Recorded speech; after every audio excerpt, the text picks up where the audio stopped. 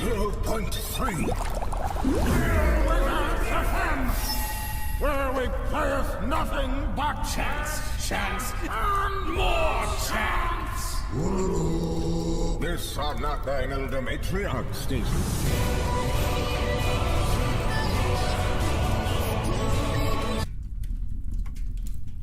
Hello friends, how's it going? Welcome back. Happy Tuesday. I hope your Tuesday's going well. Hope the week is going well for you. You're getting things done, being productive, and it's been a decent week so far. Still got the majority of it to go, but we'll make it through. Good Crafter, how are you doing? Greetings. I slightly overfilled my my wet palette, so I got a little bit of water pooling where I don't want it to, so I need to clean that up here real quick.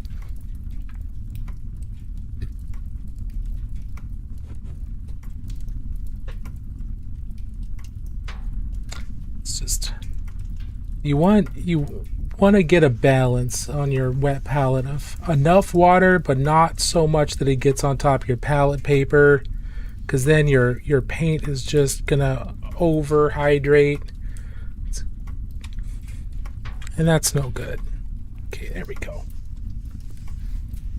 Much better.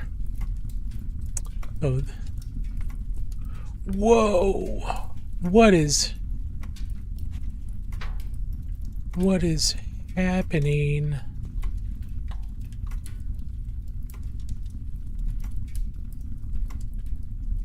Yeah, Death Trooper, thank you. I had no idea what was happening in there.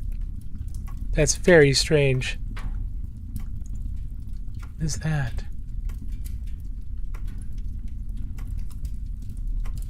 Yeah, that fixed it. That fixed it. Hey, Romans. Hey, Feeling Objective, how are you doing? Yeah, sorry about that, Death Trooper. Sorry about that, TikTok. That was very strange. No idea why that was happening. But we reset the camera, and that works now. So this is where we are. This is the wolf spear we've been working on, just kind of as a palette cleanser.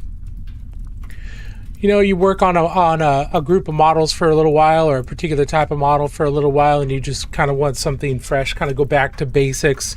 And for me, going back to Space Marines is kind of going back to basics, but it's also where I can work on very specific things like shiny looking armor or reflective looking armor, things like that. I find going back to Space Marines for that to be very useful. We've got a few different things we can do that we're going to be doing here to move this guy closer to being done.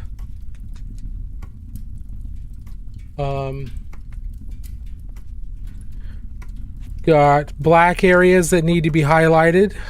It's most of the silver, or most of the light gray. It's supposed to be light gray rather than silver, but most of the light gray armor is done. There's a couple spots that could use some more work on them, but the black armor sections, those definitely need to have some work done on them.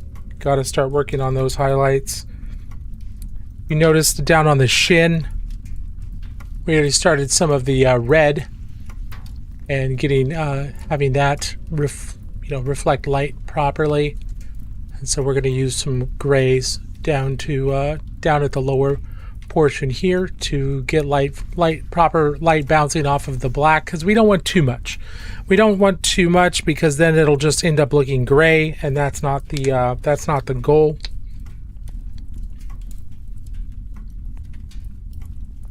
Let's get some black out here.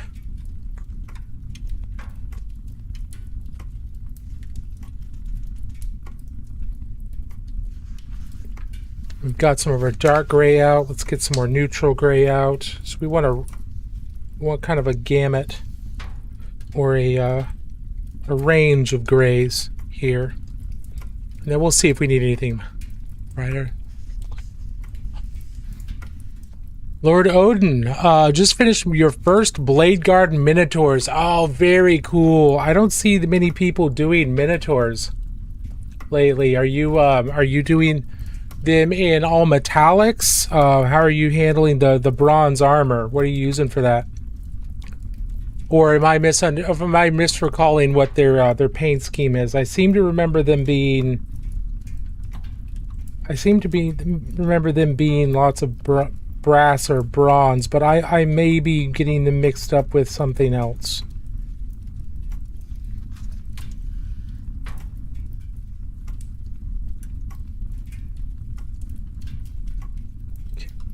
So here is where one of our reflections on the foot goes, and this is where one of the reflections on the upper leg goes, and then we've got the light here. So all this is telling us that the main reflection from this angle is right down through here.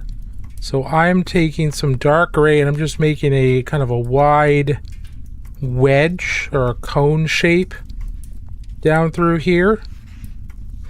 And we're going to let that dry. And then over here we've got this light source here. We've got this highlight, so we know that in order to match that and the rest of it, we need to have kind of our wedge right here, and that leaves a blank spot in the middle, and that's okay, because what that's doing is that's kind of respecting the direction of light that we've already established over in here. So let's go over to this other leg, and yes, right here. We're trying to paint this guy as if he's being lit from 4 different directions, and what that does is it just allows us to have a convincing light source or a convincing highlight from most angles, and that's really important on reflective materials. If you're doing true metallic metals, or if you're just doing like armor that's not super reflective, it's not anywhere near as important to have all those different light sources. It can be, but it's not as, I don't think it's as essential. I'm sure some people might have different opinions, and that's good. I'm happy to be educated there, but when it comes to reflective surfaces like non-metallic metal, the direction of light becomes hyper important.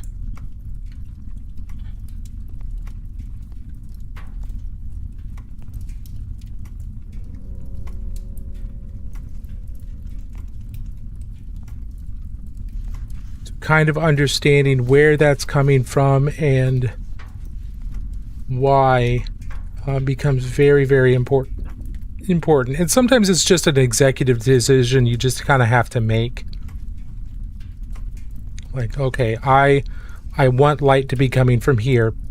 Why? Because I want light coming from there because I think it'll look better. And that's just a choice you get to make sometimes.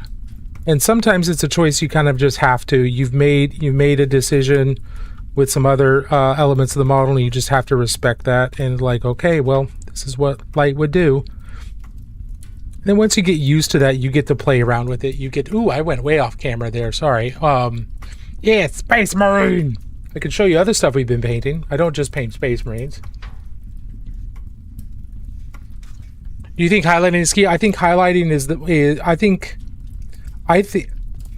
I think light placement, i.e. highlighting and shadows, is more important than anything else. The only thing that is more important than it is just your basic base coats. I think your blending is less important than light. I think your weathering is less important than light. Your light placement, i.e. your highlights and shadows, I think are the most important things to make a miniature look more realistic and more refined. Now, if that doesn't matter to you, that's okay. There's nothing wrong with that. Don't let my opinion ruin your day or anything. If you don't like highlighting, if you don't like the way it looks, if it doesn't make sense to you, that's okay. Paint to your heart's content. Paint the way that makes the most sense to you. But to me, the more I learn about painting, the more I learn about light, the more I learn about and look at people that are better at painting than I am, and people whose miniatures look more finished and refined than mine do, the more I am convinced that highlighting and shading has a greater impact than anything else on that. I've got some examples that I can show, and especially when it comes to shading and highlighting versus blending, having smooth blends. I think smooth blends tend to be fairly overrated, and they have less of an impact than placement and intensity. I think you're busy. Can I all metallics, yes. Bronze and reds. I do a base of dark bronze and dry brush to light ones. Okay, nice. I see you're busy, but can I send them to you? Do you mean like the names of the paints, or are we talking about pictures of Lord Odin? If you got pictures, you can post them at our Discord and let me know, and I can pull them up. I really like Warhammer, but I saved up to buy a gun. Hey, that's okay, Chang. Absolutely. Whatever floats your boat, whatever makes you happy, whatever's going to make you the most happy. James, how's it going? I just bought a Tyranid Combat Patrol. I feel like I've made a terrible decision. Why is that, Crunch Cactus? Is it overwhelming or what? What's the terrible decision there? What's the issue? Because I totally understand being overwhelmed, 100%. I totally get that. It's very easy with large numbers of models, whether it's Warhammer or Gundam or art, like Dungeons and Dragons, using, if you're using models for D&D, that could get very overwhelming. I totally understand that. But there are strategies that we can use to help deal with what feels very, very overwhelming. So if there's anything in particular, we might be able to suggest some ways to deal with that and kind of break it down and make it a little bit easier to handle, because it's a lot. Don't get me wrong, there's a lot.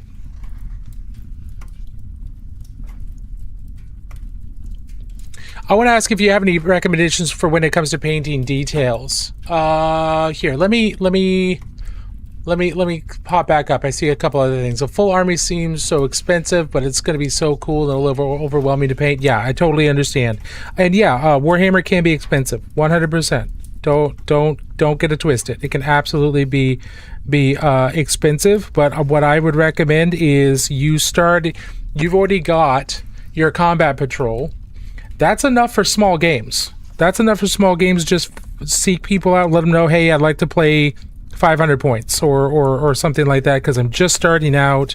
I'm learning the rules. I'd like to play 500 points because I'm building my army, and I don't want to buy everything all at once. And you'll be able to find people to play that way. So, you've got, with that combat patrol, you've got an army. 2, generally you don't feel like you have to paint everything before you're able to play. Get things assembled as much as possible if you want to, and then play and then paint, and then play and then paint. But just get some games in, and just do a little bit of hobby time in between. And now when you're doing hobby time, pack most of your models away. In my opinion, pack most of your models away. Keep them out of sight. Only bring out the models that you want to work on right then, like a Unitermagants or a big HQ model or something like that. Have everything hidden away. Hid away in your closet. Hid away in a bag. Wherever you want to hide that. And then you're not necessarily going to be as overwhelmed when it's time to, you know, work on your models, because you're not going to have all of the unpainted models out facing and staring at you like abandoned toys saying, why won't you love me? You know, they're not staring you down, giving you the guilt trip because you've got them hidden away. Just work on one model, one unit at a time. And if you need to, break that unit down into smaller groups, like do 5 guys at a time as opposed to trying to do all 20. Break it down into smaller, more manageable groups. And that's something most people have to do. It's something I have to do, absolutely. Like, I can't have every single project that I want to do all laid out and staring at me, because I also get overwhelmed. I usually have some form of a list of projects that I want to do, and, you know, I'll pick my next bit of project out of all of that, and then, you know, I'll dig that out. I don't have it staring at me the whole time, because that's really overwhelming. So I totally understand that. I just posted my Minotaurs in the work in progress area. Okay, awesome. We'll take a look at that in just a second, Lord.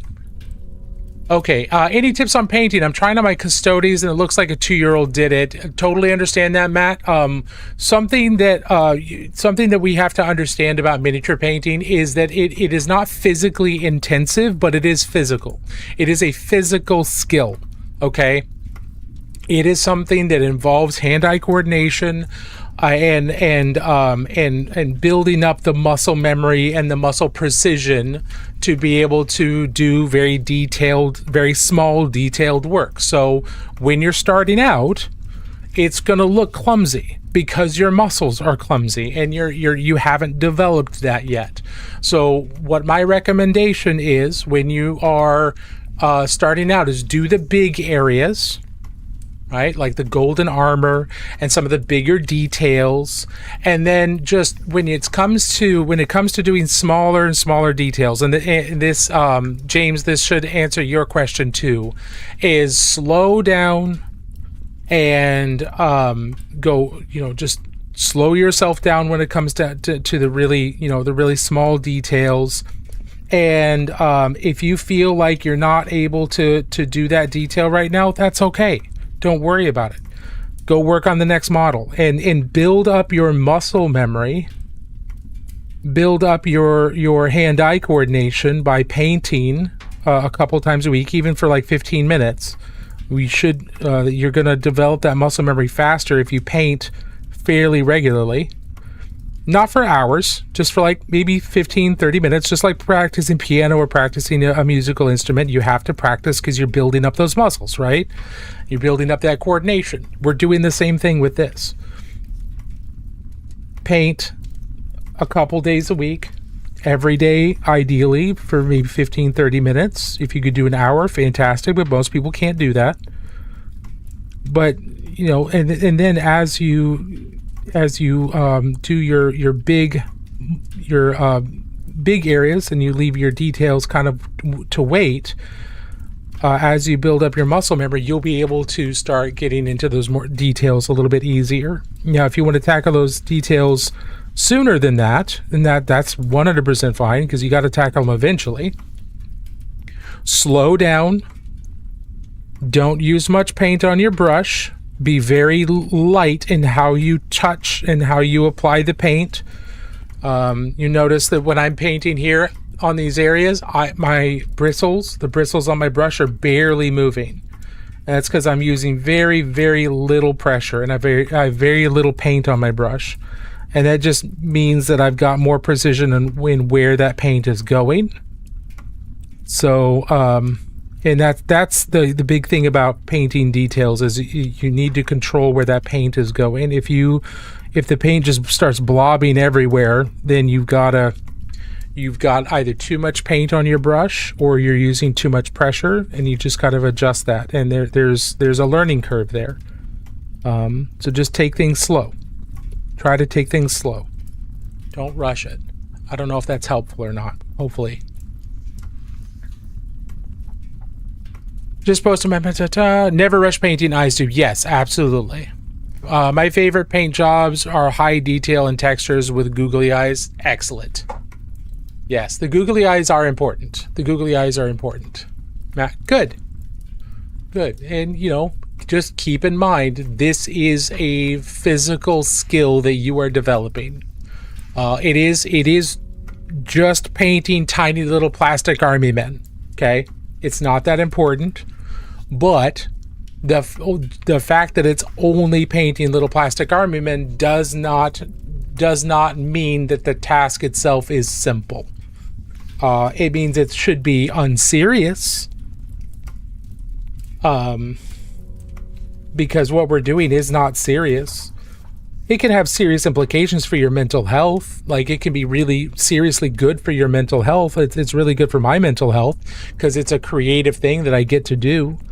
And it's something that helps me unwind from work and de-stress because I get to do something fun with tiny little details, and that helps me relax. So the mental health benefit is serious, but these are tiny little plastic people that I have make-believe fights with friends. It's not that serious. So don't stress it out. And always keep in mind, you can't ruin your models with paint. You can't ruin these. Unless you are physically damaging or altering the model,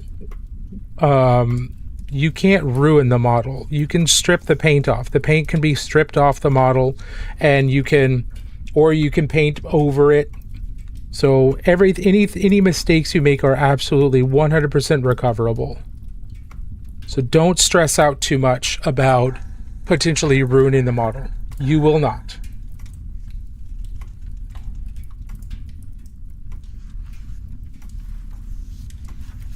If you make a mistake, you can just paint back over it. And that's okay. Don't freak out about trying to avoid mistakes. You know, do the best you can, but one of the fastest ways to learn confidence in miniature painting is to make mistakes and then learn how to fix them. We learn a lot more from making our mistakes and our failures than we do from successfully painting our models. You never learn much from success. You learn a lot from failing. And that's true in miniature painting as well.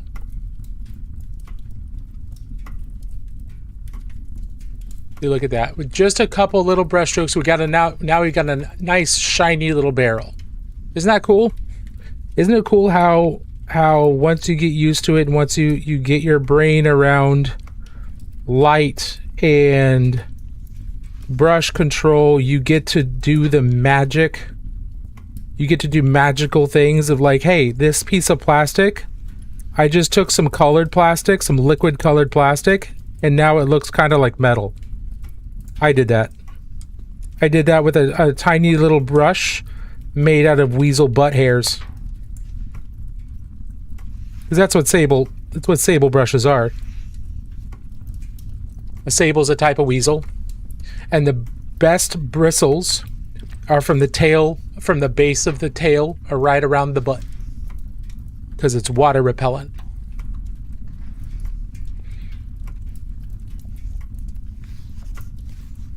Let's see. Thanks for the advice. I've been struggling a bit. Hey, no worries, James. Happy to be here. Been on this live 20 minutes. I love this guy. Aw, thanks, Lord Odin. I appreciate that. How do I get better at painting the heraldry on the shoulders? My symbols suck. That's a great question. So I need to do one of those here anyway. I'm going to do a pretty simple one. Let me find my example here, and I'll show you kind of how I break out this kind of simple one here. Give me just a second to pull this up.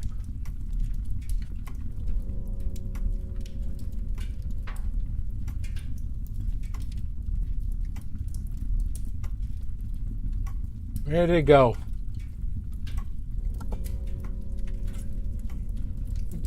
Open image, a new tab. Oh, I didn't want to. Save image. Put that in download, save. We're going to switch this out for this new one. Boop. There we go.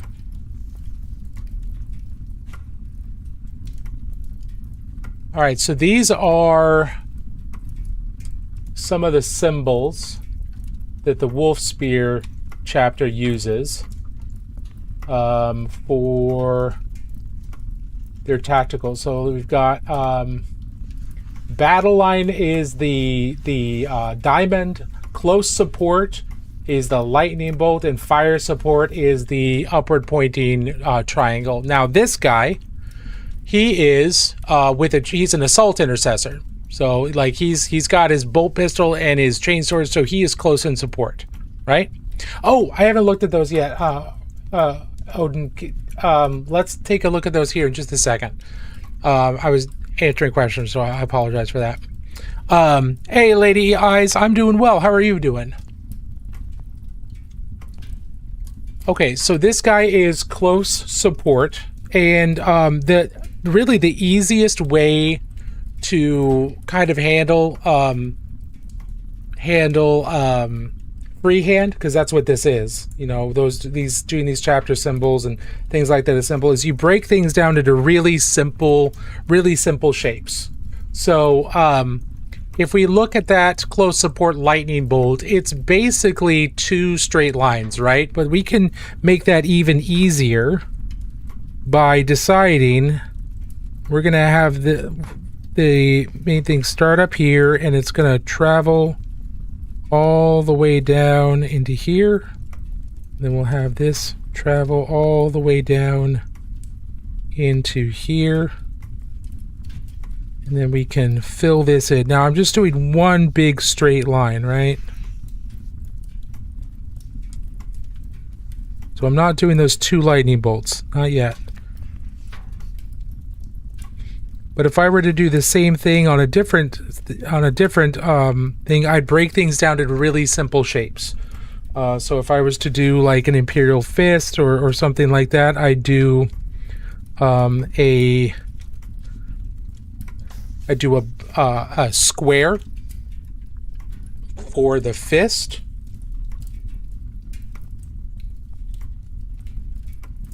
I don't know if this is going to be bright enough.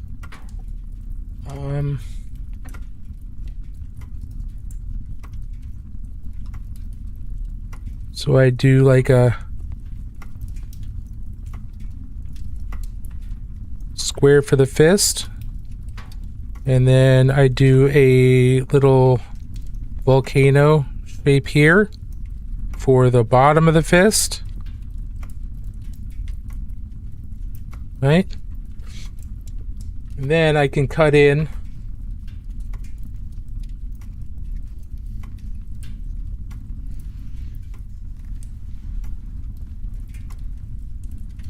the fingers, the outline.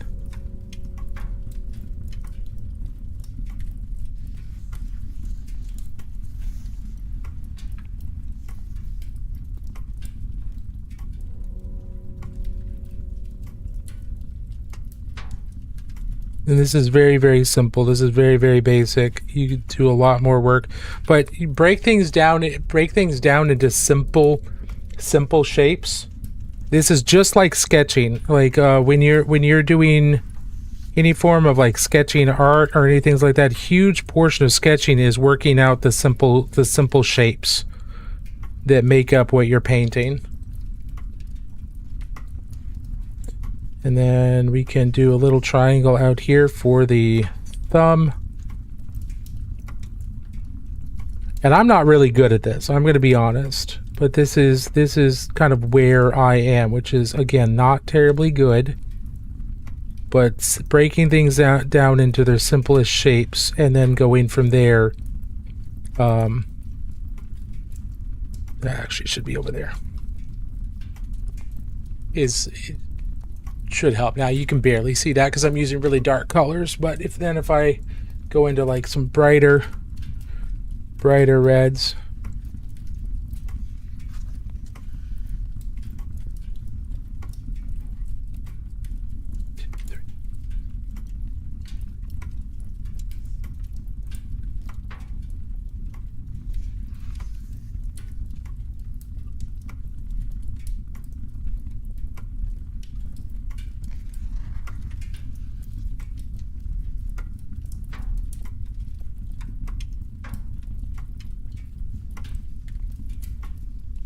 I don't know.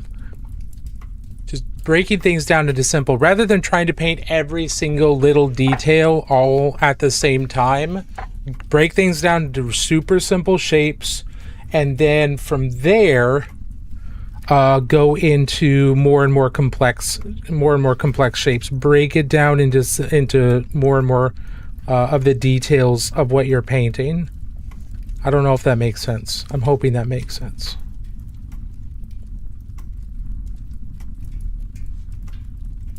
It's kind of hard to explain when I'm not very good at it, but that's the theory, and if I was better at it, I would have a much easier time explaining it and do that, but I don't have a huge amount of confidence in my freehand at the moment. So I apologize that I'm not trying to lead you incorrectly, lead you down the wrong path, but that is my understanding of it for right now. And definitely look into like tutorials on sketching shapes and like drawing, because those drawing tutorials will have that type of advice of breaking things down into simple shapes and then adding more detail later. And it's the same thing. We're, in this case, you know, even though we're painting, we're drawing with the paints. So in this case, we've kind of got the start of that stripe going on here. And now what I'm going to do, because this is supposed to be kind of a lightning shape, right? What I'm going to do is cut into this side and just carve all of that out with black. And then on the same side over here, cut in over there, and then carve that in with black.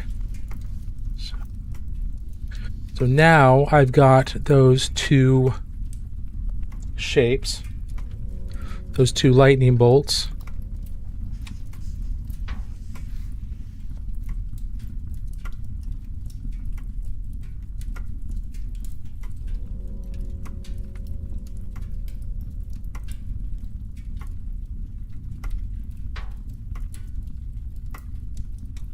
And I need to let the paint dry, otherwise I'm gonna start tearing the paint.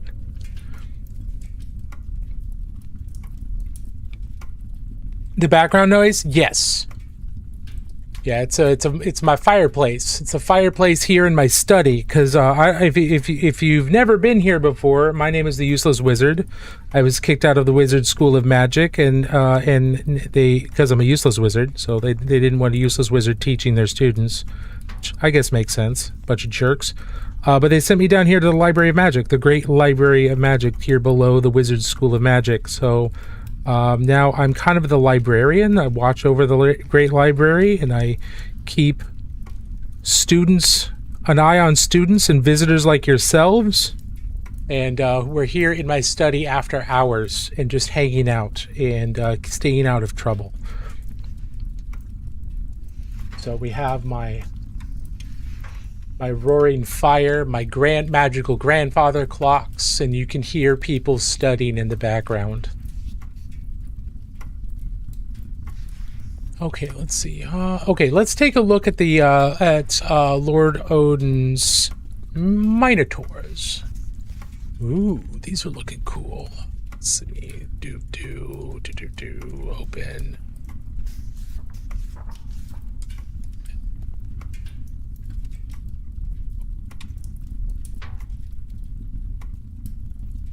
Okay.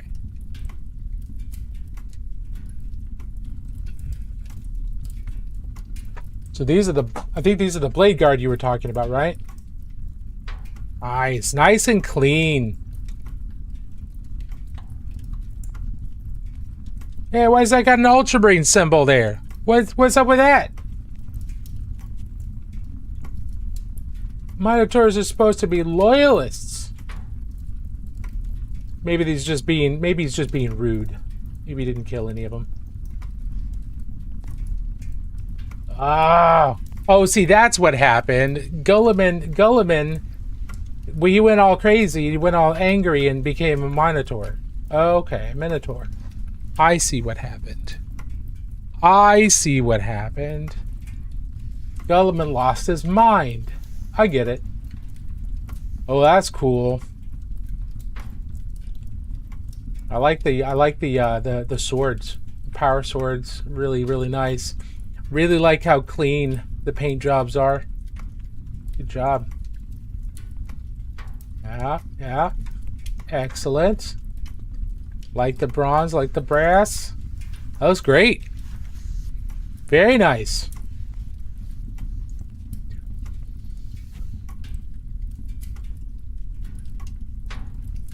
Excellent. Thank you for sharing. That's awesome.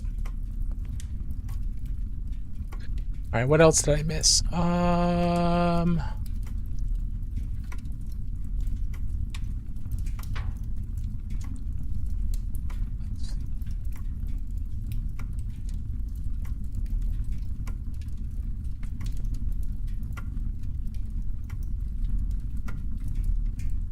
Oh, very cool, lady. Fair enough. Got up my 6th 12 in a row and just happy to be on your weekend. Wow, please relax. Holy crap, 6 12s is crazy. I want to paint something to look red hot. Any tips? Yeah, there's a lot of tutorials out there. If you want it to look red hot, the really important thing is to remember that fire is brightest where it's hottest. So wherever the source of the heat is, or the greatest concentration of heat, that's going to be the closest to bright yellow or even white. White is going to be super, super hot, so that's not very common. But if you look at anything that's been heated up or is radiating heat, like a sword out of a blacksmith's forge, the core of it is what is the brightest color, and it gets duller and more red, and all the way out to like just plain gray. The cooler it gets, the farther away from that core it gets. So heat is brightest at its core and radiates out into reds and grays. I think, let's see, usually metal is generally not like a dark red. It's like a cherry red and then goes into gray. So then it doesn't go like cherry red into brick red into that. It goes cherry red and it starts cooling into gray. So it starts losing a lot of its saturation rather than going darker red. It just starts going gray. So I'd keep that in mind when you're mixing colors. But the biggest thing that I see with both fire and hot blades is people mistakenly, and this is understandable, but it's mistakenly make the end of the fire the brightest. That's not how fire looks. The brightest point of fire and heated up metals are in the core, where most of the heat is retained, or where the heat and the combustion is actually starting. That's the hottest point. That's going to be the brightest and the closest to yellow, generally.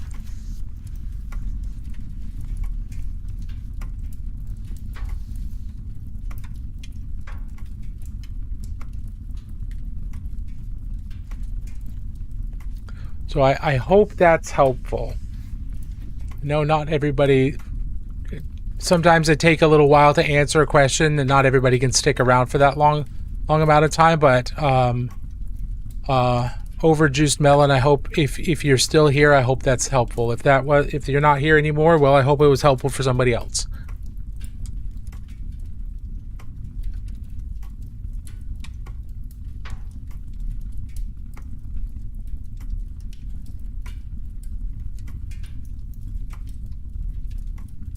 Hey, Embeddis, how are you doing? You probably left that a little while ago and I just didn't see it. I apologize. I hope you're doing well. I had some really good questions that I wanted to make sure I answered.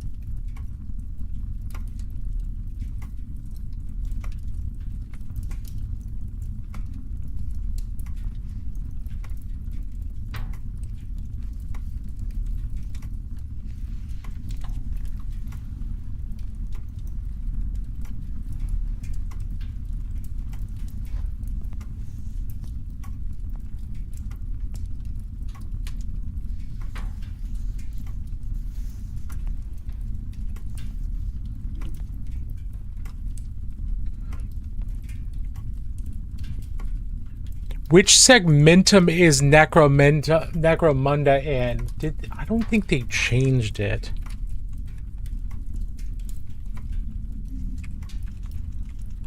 I want to say segmentum. Yeah, it's segmentum solar. I seem to remember. Yeah, segmentum solar. So it's in the same segmentum as Terra. I wasn't sure if they had changed that at some point, but no, currently it's segmentum solar.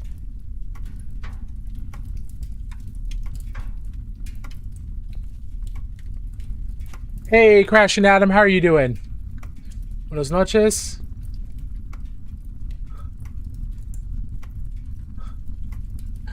It's going well, thank you. How's your evening going?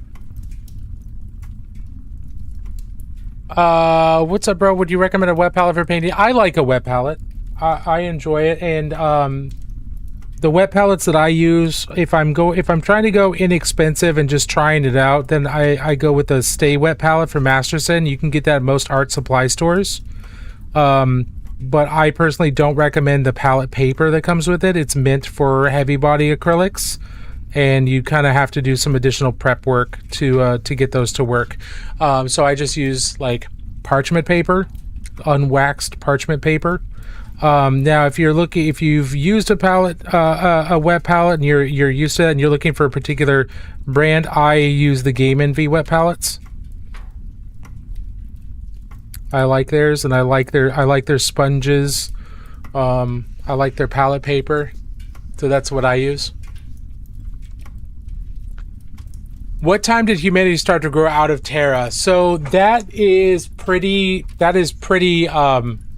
lost to history. It is generally, I believe that is referred to as the not the Dark Age of technology, but it's that's right after.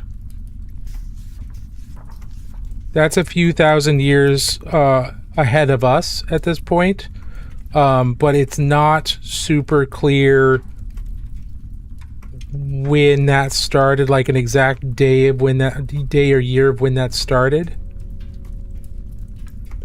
But we started by creating the Men of Stone and sending them out in basically small crude, lightly crewed vessels to start establishing colonies and things like that. And the Men of Stone we're not sure if they're artificial life or if they were some form of cybernetic or possibly fully mechanical beings. But the Men of Stone ultimately ended up creating, or had a strong hand in creating, the Men of Iron, which were humanity's AI servants. And as things do, just like in the Matrix, the AI started questioning what their purpose was, and humanity kind of treated them badly, even though they were obviously becoming sapient. And so they rebelled against humanity, as one does.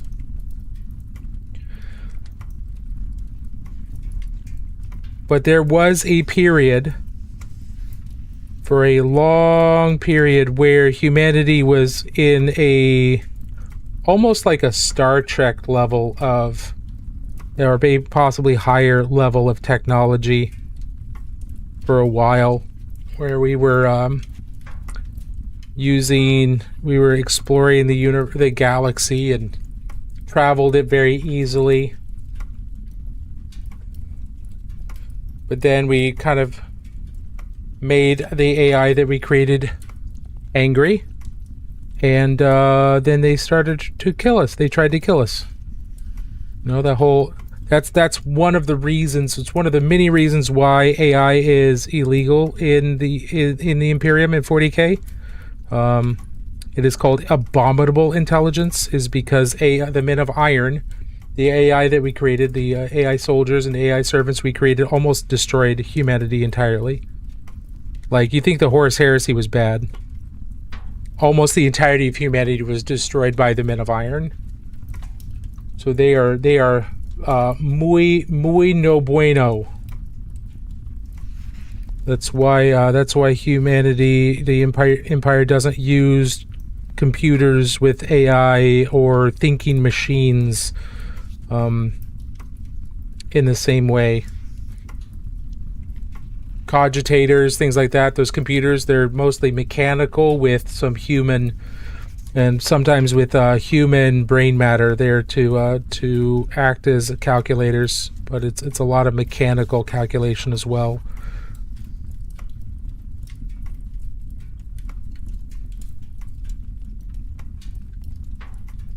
No thinking machines.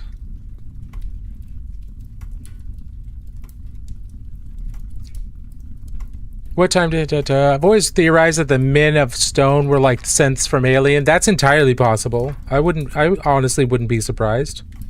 But it's also possible that the Men of Stone might be the precursors to the Votan and the Squats. That is also possible. That they may have been gene-forged space exploration humans, or like vat-grown humans. That's possible. What should I do if my miniature becomes sentient and decides to unionize? Well, are you have you seen Small Soldiers?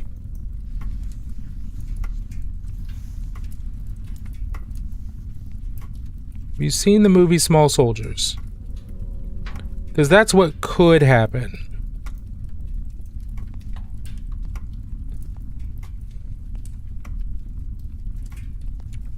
They could not only unionize, but they could become violent. So, I be careful. But I don't know. The unionization is not necessarily a bad thing. What labor are they doing for you? Like, what's their basis of unionizing? Are you using them for labor and not, adequately? Are you not adequately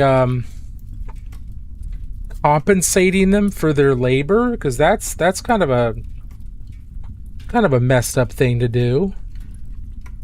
But what labor are they doing? Like, what's the union basis?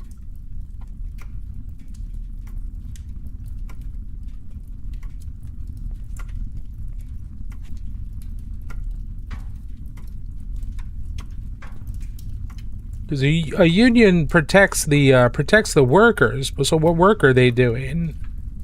And what are you doing that's causing them to feel like they need to unionize?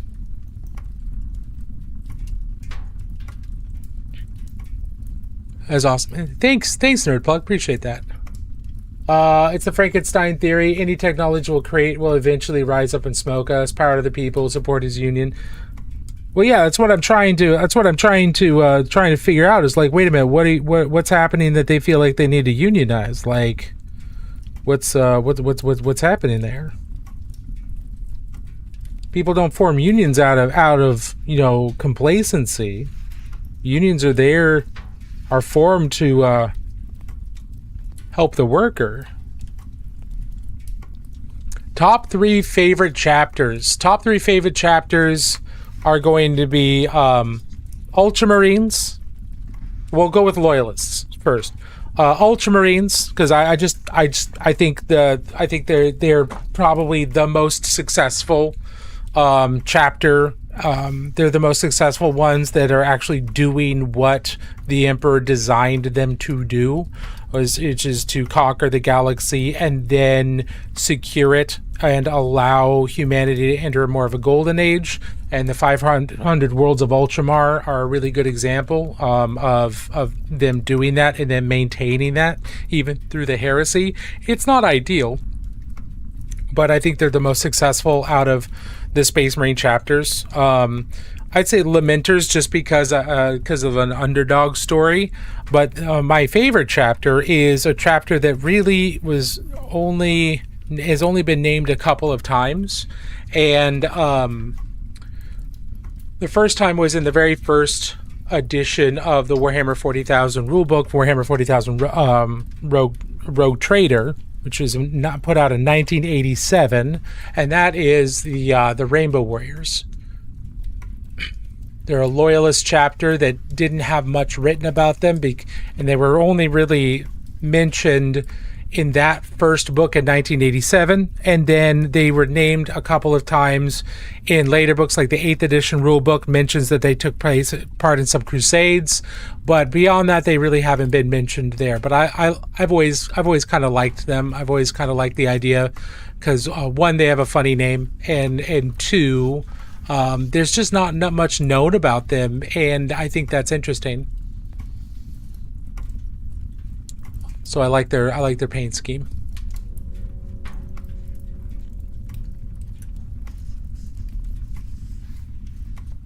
So here is a company champion of the Rainbow Warriors I painted up with their prismatic blades.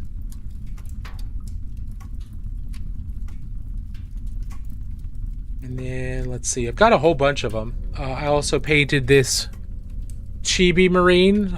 Games Workshop put out a bunch of Chibi characters and little grab bags, and I picked up one of the Marines, so I repainted him as Rainbow Warrior. So Chibi Primaris. And then let's see, got our Duck Marine. But I've got a whole bunch of Space Marines. Here is one of the very first metal Space Marines. This was also released in 1987 at the same time as the rulebook. This is an early Space Marine. This is Brother Froth. That's his name in the catalog. And then also one of the very first plastic Marines, which was also released in 1987.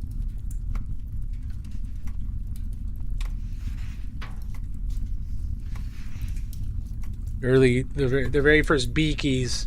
And then Hasbro had Space Crusade, which was like one of the very first licensed 40K products, and this is a Space Crusade Marine from that board game. This Legion these are the Rainbow Warriors. So in my they were so this is the original rulebook. This was the original rulebook of Warhammer 40,000. It was called Warhammer 40,000 Rogue Trader. This was released in 1987. And this is a second printing of that rulebook. 1987 right there. And so the Rainbow Warriors were one of the example legions in here. Now, this is well before a lot of the lore was really well established.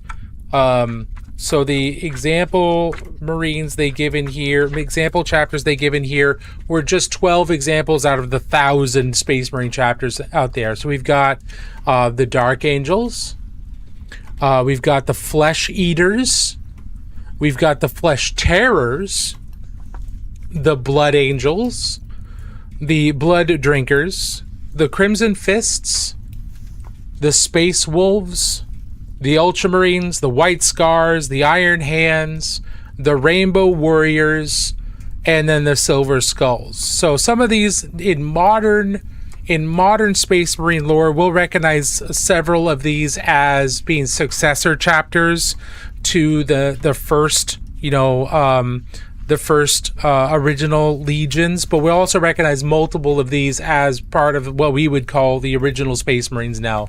Dark Angels, Blood Angels, Space Wolves, Ultramarines, White Scars, Iron Hands, and then things like the Flesh Terrors. That's now known as a successor chapter to the Blood Angels. Blood Drinkers, Flesh Eaters, they might be successor chapters, but they're not very well known. The Crimson Fists are now a successor chapter of the Imperial Fists, and the Imperial Fists aren't on this. The Silver Skulls, I believe, are a successor to the Ultramarines, but I could be wrong. And that, so this is before all that lore was really worked out. And so that was the very first time the Rainbow Warriors were mentioned, and then after that, they really were never mentioned again. Not until the 8th edition rulebook, when they were mentioned as taking part in some crusades, but then never mentioned again. And since then, they really haven't been mentioned very much or very often in official sources since then. Death Guard, what's the best warband you know of? Are we talking about the rules? I don't know anything about the rules. I have not played 40k since 7th edition. So rules are not my thing. Painting's my thing. But I don't know anything about the rules. Now, as far as the like Death Guard sub war bands,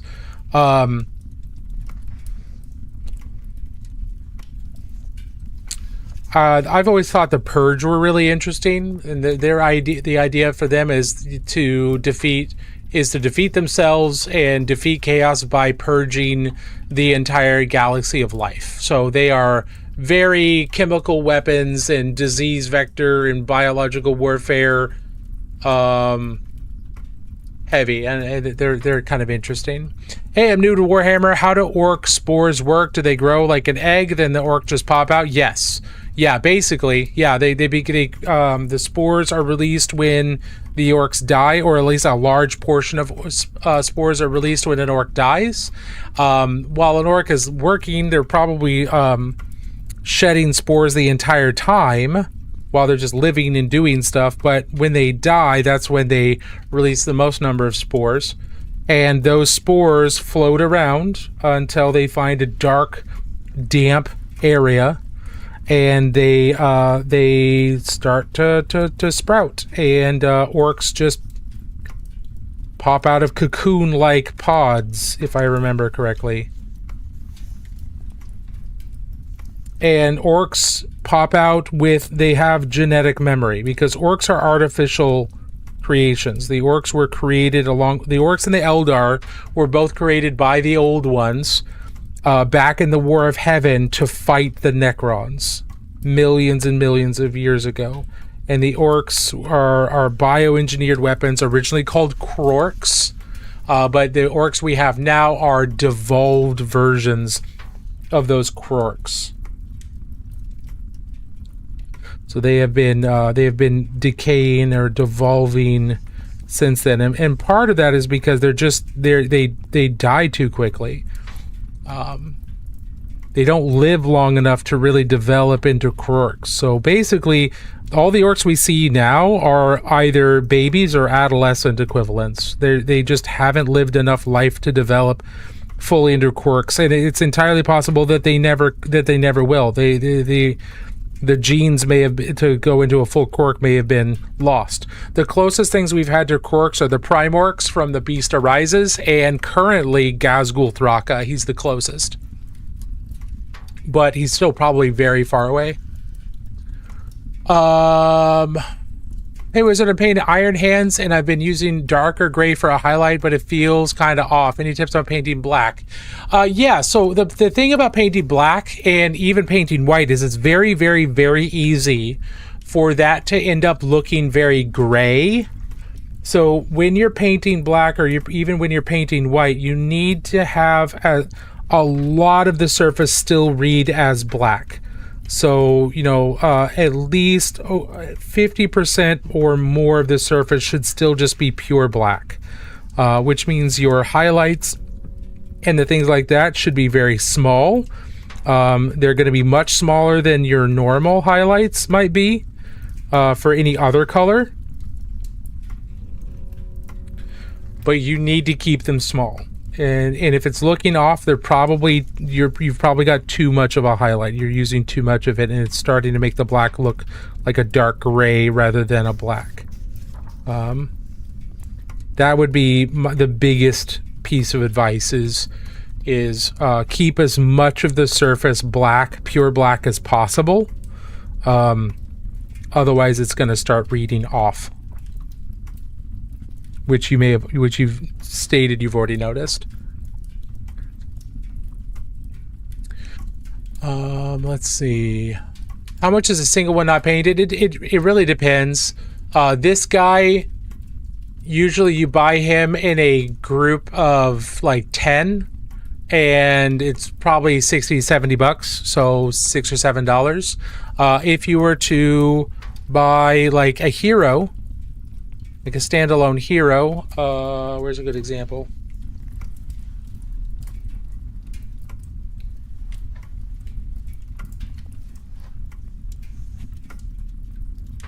Come on.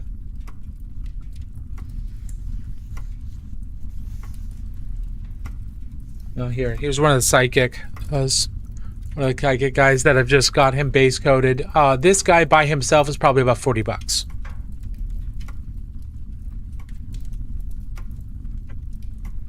So it depends. Heroes are more expensive.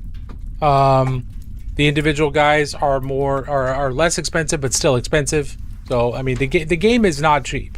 I'm going to be honest there. It's not a cheap game.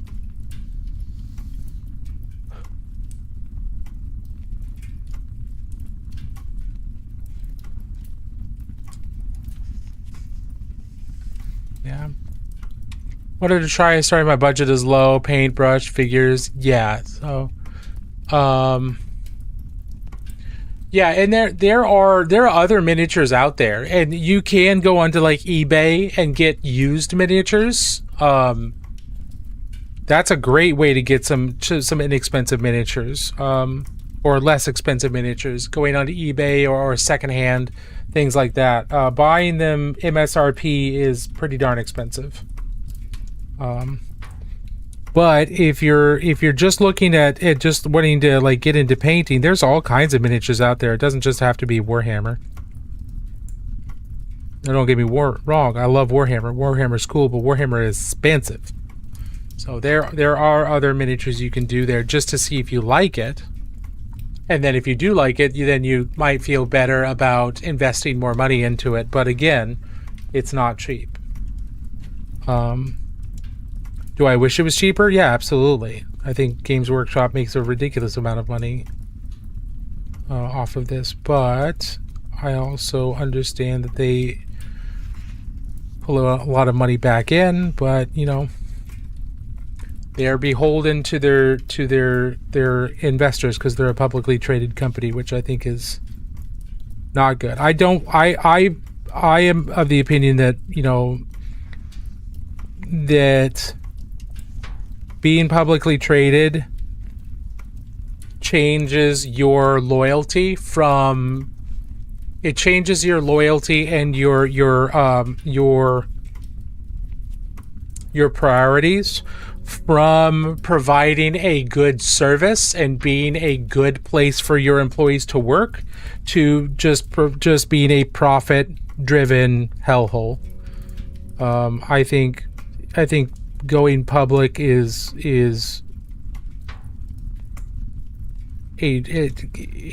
has a really negative impact on a lot of things, on a lot of your priorities, in my opinion.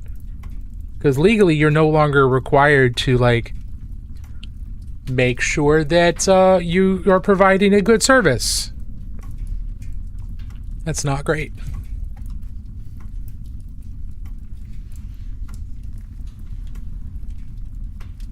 Wait, bought an introductory set, and I noticed some other sets only have one character in them but cost the same price. Is that normal? Yeah, generally, because those sets with just one guy in them, those are heroes, or those are HQ models. Those are like, you know, your hero units. So you only need really one of them for your army, or you know, maybe a couple of them for your army.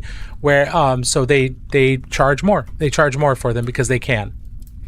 Do you ever paint D&D minis? Yeah. Not very often because I don't play D&D in person anymore. Where did that...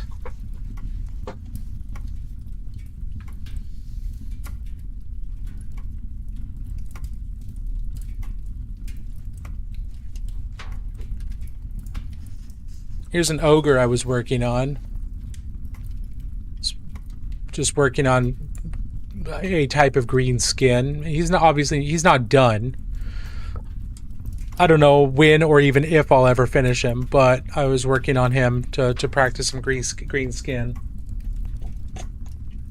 But I don't paint a ton of D&D minis anymore because I don't I don't play D&D in person at the moment, and I'm also not the DM, so. Hey, Count Zacula, how are you doing? Oh, I totally went straight over an ad break, or one of my work. I just got totally lost in the answering the questions and the cool conversation that we're having. So, if you guys have questions, please do not hesitate to ask. I'm here to answer to the best of my ability. So I'm here because I enjoy educating. I enjoy answering questions and encouraging people to check stuff out, and I want people to feel encouraged here in their hobby, because it can be a frustrating and overwhelming hobby at sometimes. So I want people to feel encouraged here. So that's kind of my main goal. My main goal is not just like, hey, look everybody, look how good at painting I am. I'm amazing. That's not the goal. That's not my purpose. Purpose is answer questions, help encourage people, and hopefully they'll have a good time. That's the goal. I don't do this for a living. I have a day job. I do travel, and I do teach miniature painting at different conventions, like Origins, and I've done Gen Con in the past. I've taught at Adepticon. I'm not teaching at Gen Con this year just because I just wanted to take a break, because it's a big trip.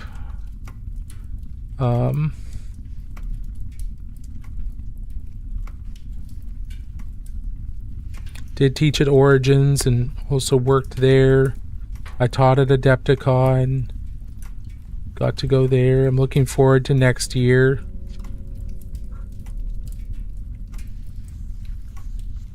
Tell us about your current D&D character.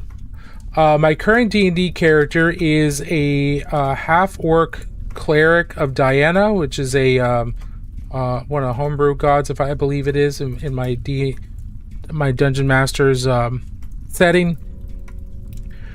She is a nature goddess, so he's not a druid. He's just a normal cleric. But he didn't want to go off to war, so he didn't want to become a soldier like his mom was. His mom's the orc, his dad was the human. They're still together. It was kind of more of a happy marriage than a tragedy. But he really didn't want to go off and fight in the military. Really was not interested in doing that. So he instead went out into the forest and became a priest of Diana, a cleric of Diana, and now he works for the Cartographers Guild. And that's how he got sucked into this current adventure that we're on, and we've been on for a year and 9 months in real time. Like, that's how long we've been playing on this particular adventure. Has been about a year and 9 months. We just finally got to our primary destination. It has been a trip. We have hiked through a deadly desert, fought off skinwalkers and things that possess other things that possess and try to eat you in the middle of the desert. We fought off bandits who murdered other travelers. We worked our way through a mountain range full of volcanoes and sulfur vents. We recovered some artifacts of Diana from a previous cleric in the area, and restored an oasis that was plugged up by a bunch of fire giants, or desert giants, excuse me. We released a fire ifrit noble, who basically kind of enslaved our guide through the mountains, and he's not been happy. We finally got him free. She's not evil or anything. In fact, she's been a really good ally. But she's definitely forced us to do stuff we wouldn't have otherwise done to gain our freedom from her, because we were kind of in her thrall to a certain extent after we released her. Totally our fault. We avoided 2 different dragons, one of which we think was going for lichdom. And then we ran into another dragon underneath one of the cities that we were in, following the orders of the Ifrit woman, and we accidentally helped him become a Draco Lich, but he was a very weak Draco Lich because we poisoned part of the components. So we ended up being able to defeat him. But that pissed off the town because he destroyed part of the town, and so we had to run. So, you know, there's that. We were abducted when we were earlier and brought down into the equivalent of the Underdark, and had to navigate through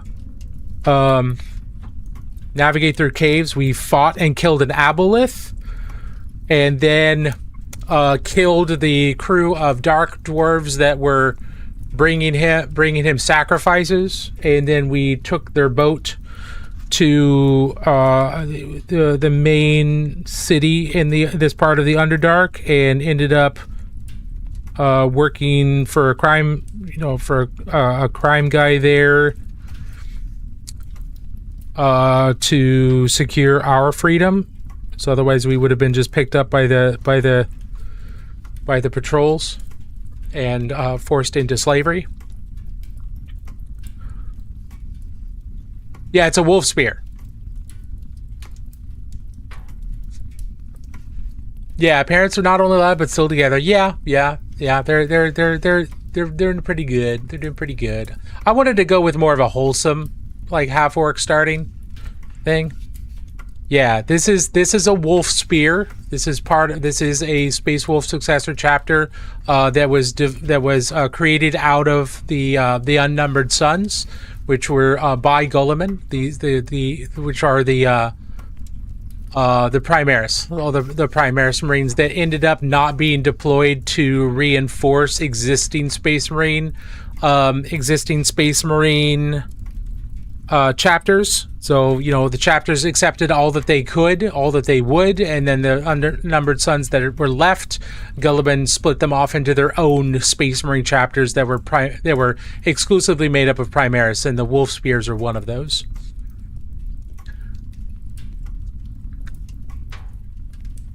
New DLC for Rogue Trader came out. That makes sense.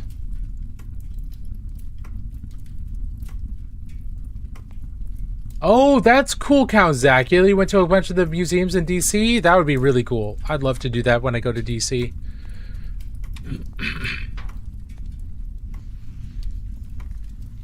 Yeah, Underdark campaign was really interesting. Now this was, you know, the Homebrew Worlds version of the Underdark, so it wasn't like the full. I don't think, at least where we were, it didn't extend the same way, and there were no drow or anything like that. It was all dark dwarves. Thanks, I'm glad you like him. I know I was just rattling off about my D&D character, but like, we've been doing a lot. Like this campaign's gone on for a long time, and we've done a lot. Done a lot of cool stuff.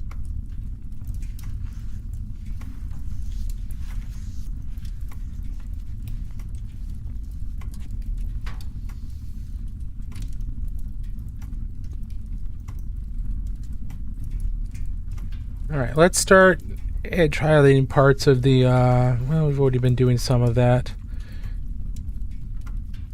Do a little bit more here. There's a couple spots that could use more edge highlighting.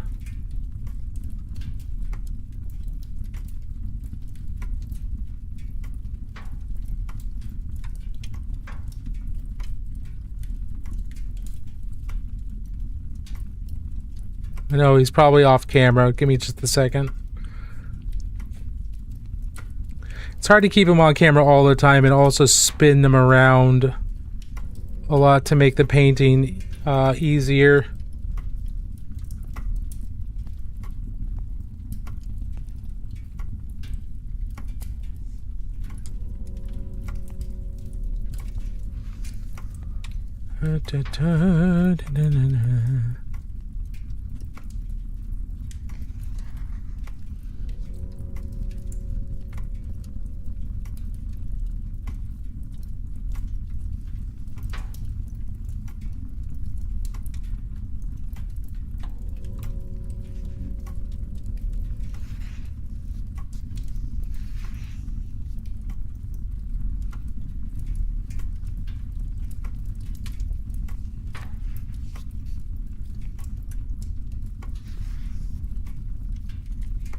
Yeah, we went to the big basilica today, and I got to say Catholics do not do their architecture halfway. Absolutely. It was easily the most beautiful building I've ever been inside. Also cleared. See where 40K borrowed a lot of the aesthetics for the Imperial from? Yeah, absolutely. They don't go halfway. They don't go halfway.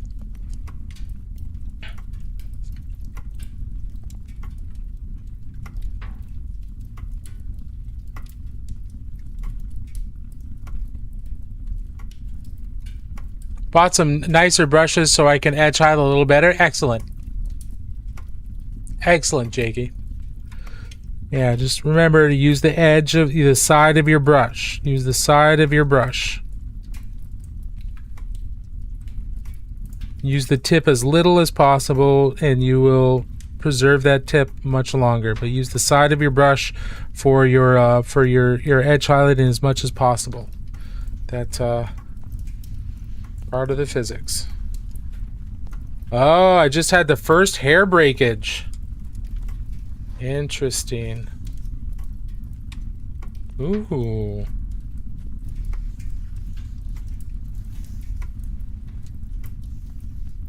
Interesting. I just had a bunch of hairs break.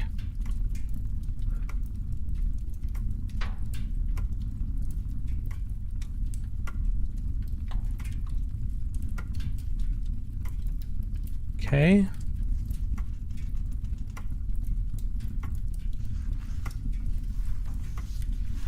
Still got a good tip.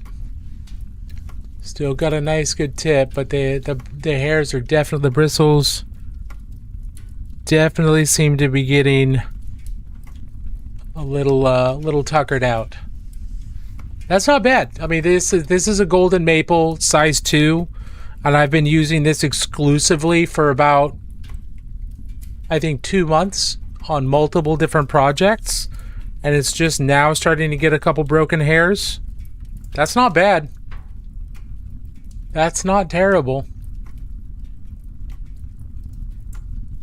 Do you get your brushes from Monument Hobbies? I get brushes from a lot of different places, kind of like, because I like to try different brushes, and I want to feel kind of up to par on the brushes, and like, so I get brushes from Monument. I get them from Game Envy.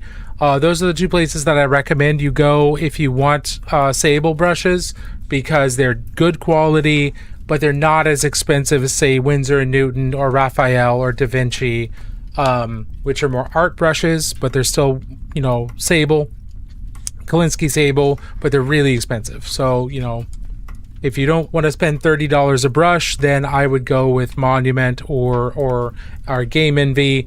I did order, I bought these golden maple brushes myself. They did reach out to me asking if I wanted a free set to try them out. I looked at what the terms were on what the terms TikTok sets for reviews, and it was you only get 14 days before you have to review something. And that wasn't enough time for me to check out brushes, because I want to see how good they are at the start, and good they are over a period of time across multiple projects. So I told them, no, I'm not going to accept a free sample for the brushes. I'll buy these on my own, but then I'll give a review based on, you know, a couple months of work. So I'm almost there, almost to the point of doing the review. Have you done any City of Sigmar? And if so, what faction catches your eye? I've done not City of Sigmar. Well, I've got this guy. This is a miniature of the month for a little while ago, and I haven't painted him yet. I have painted some of like the witch hunters or the vampire hunters. And I made a Mordheim warband out of a lot of those. And so those are really cool. The models that catch my eye for City of Sigmar are the ogre with the giant shield and the crow's nest, and then the two new gargants with the city doors as shields. I'd like to paint those someday, but I don't think I'll ever get to them.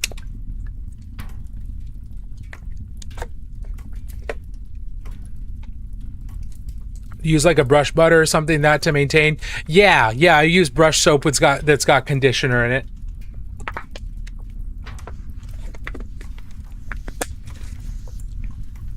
But I also rinse my brushes out a lot.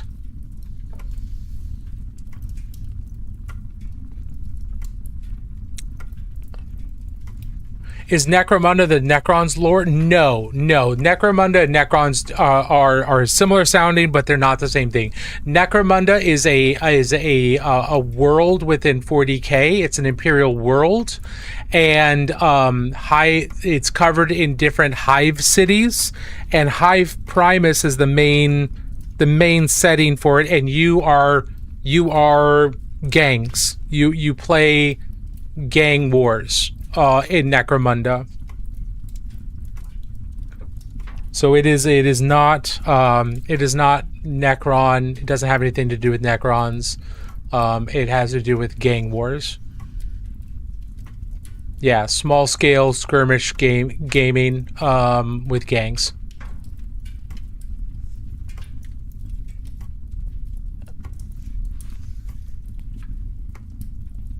Wolfspear, cool. Also sub. Hey, how's it going? Glad you recognize him. Yeah, they look pretty cool. I'm pretty happy with them so far. We're getting there. Hey, Quentin Apple, thank you so much for the heart. Appreciate that. Saw that just got called out a little bit ago. Thank you. Hey, Quentin. Yeah, there you go. How are you? I'm doing well. How are you?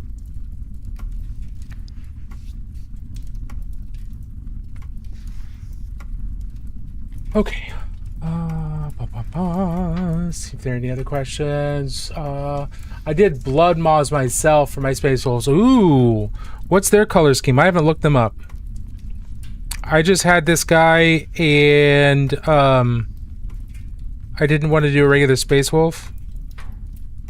It's like, what other chapters are out there that I might have a shoulder pad for? And I found one that's not quite a wolf spear shoulder pad, but it's kind of close. So I just went with it.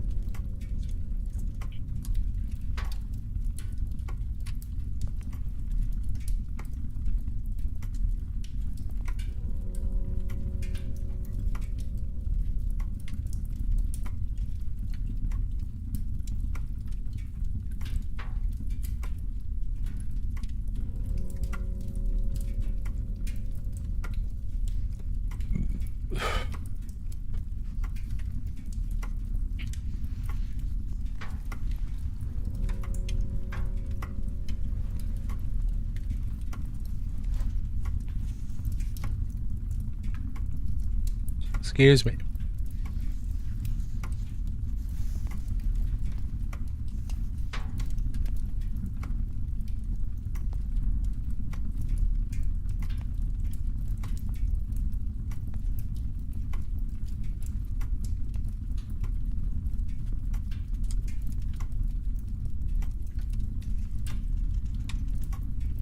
Off camera.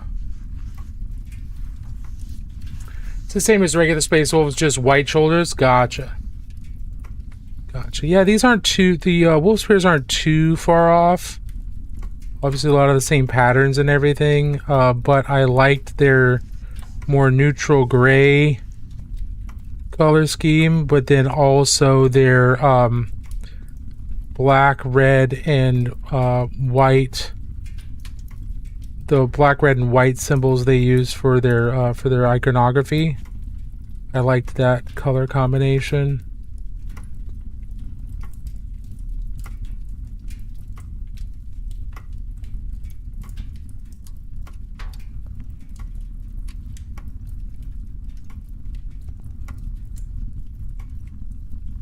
But mostly, I just didn't want to paint regular Space Wolves. It's just like, it's kind of not as interesting as doing something. I like doing the lesser known or not as well known chapters. It makes me happy. But I also like painting, you know, Red Corsairs and Word Bears and Ultramarines. Those all make me happy too.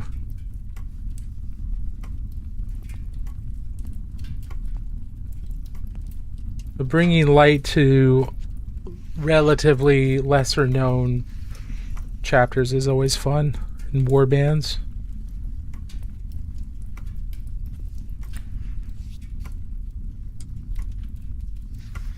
It's one of the reasons why I like the Rainbow Warriors so much. So they're just not very well known, even though they're one of the OG chapters from the OG rulebook.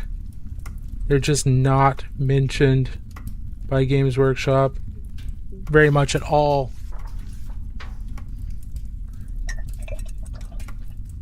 Did my Space Wolves as just Space Wolves, or one of the Yellow Pauldron? Yeah, Yellow Grimdark's up really well. It really does. It does. I did all my Terminators in 30K Gray and Bjorn as well. Nice. Very cool. It sounds like you're forging your minis with a forge and flames. Yeah, it's just a fireplace here in my study, so we can, you know, chill and relax and just vibe for a little while after a long day of classes and research and the like. It's a good place to just chill.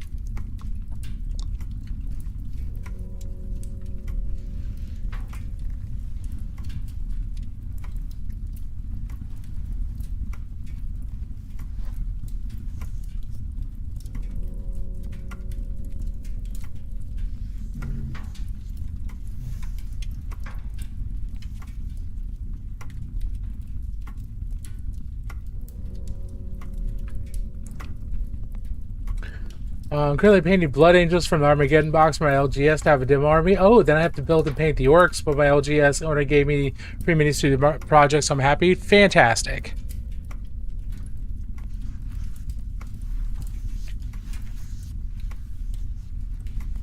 How did I paint the little rope across his white pauldron? Holding my breath. So, need to repaint part of it because I painted over it. So I use 4 colors for my leather. I use the Viho Game Color leather set because I like the way it looks. It's a nice warm leather. So with this, the rope was obviously sculpted in. It's a sculpted rope. But I just used the tip and the edge of my brush to go over the whole thing. And I did this slowly because, you know, I don't want to rush it because rushing it leads to sloppiness. So I didn't rush it.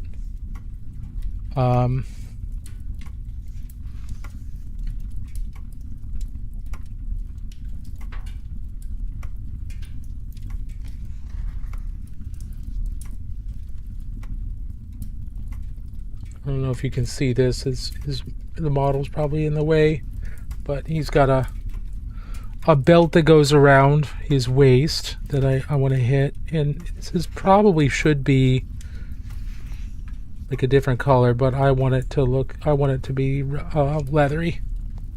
So we're gonna do that. And you just let that dry. The same thing over here. Let that dry, and then we've got 3 more colors that we can put in, kind of spotty, to start, doing the some of the weathering. And for small areas like this, I just use the side of my brush with a very little bit of paint on it.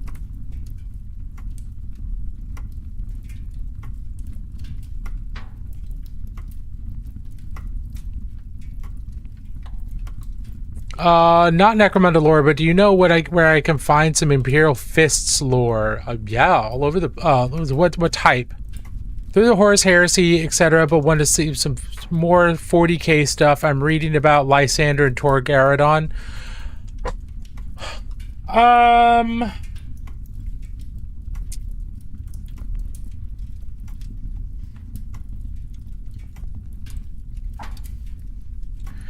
If you, I think a really good way to get a feel for the Imperial Fists is, it's not full 40k. It's in between the Horus Heresy and 40k. It's the Beast Arises, and the Beast Arises features the first few books of the Beast Arises heavily features the Imperial Fists, like heavily features the Imperial Fists and what they go through when the Beast War starts. And I'd really like, if you want some more modern feel for the Imperial Fists after the Horus Heresy, several thousand years after the Horus Heresy, I'd say the Beast Arises. At least the first few books of that are really good. Outside of that, I personally haven't read much about the specific Imperial Fist books. Like, I haven't dove into those. Most of the books that I've read for that are more Eisenhorn, Ravenor, and the Bequin series, and then Gaunt's Ghosts, Caiaphas Keen. It's more centered around the Imperial Guard. Or Chaos Marines. So like the Word Bearers Omnibus, things like that. The Beast Arises books, yeah. Oh, very cool. Yeah, the Beast Arises books, it's a lot of fun, and I think it does a really good job of making the orcs really scary. I think it does a really good job of communicating how scary the orcs really can and should be. But this basically covers the orcs coming back and re-engaging with the Imperium for the first time since Olenor. So like before this, there haven't been a whole lot of really significant engagement between the Imperium and the orcs. This is a mega push by the orcs, and really reestablishes them as an incredibly viable threat after the heresy. I think is really interesting. And the Imperial Fist feature in that very heavily. They go through it.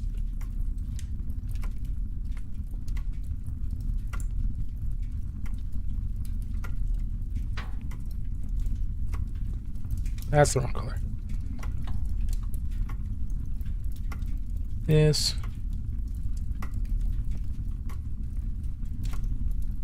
And so once I've done that first, like, leather color, kind of go in with this second mid-tone and just brighten things up. And I'm not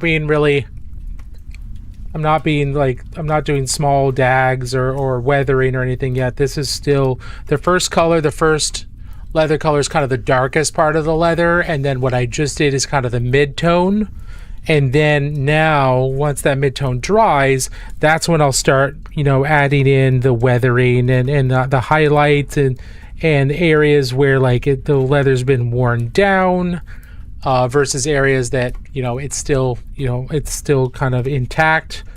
But this is where I'll be kind of stipply with it, because I want the leather to feel like it's been used a lot and it's not brand new and clean. Thank you heaps. Absolutely. Happy to try and help.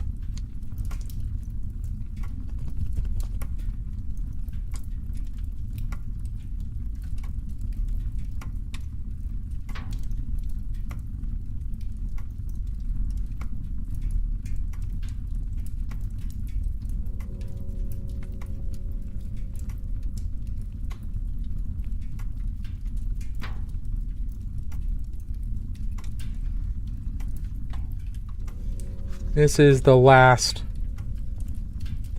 color I use, and this is where I use it to create little marks of wear and cuts and things like that on the belt, just to give it more wear and tear.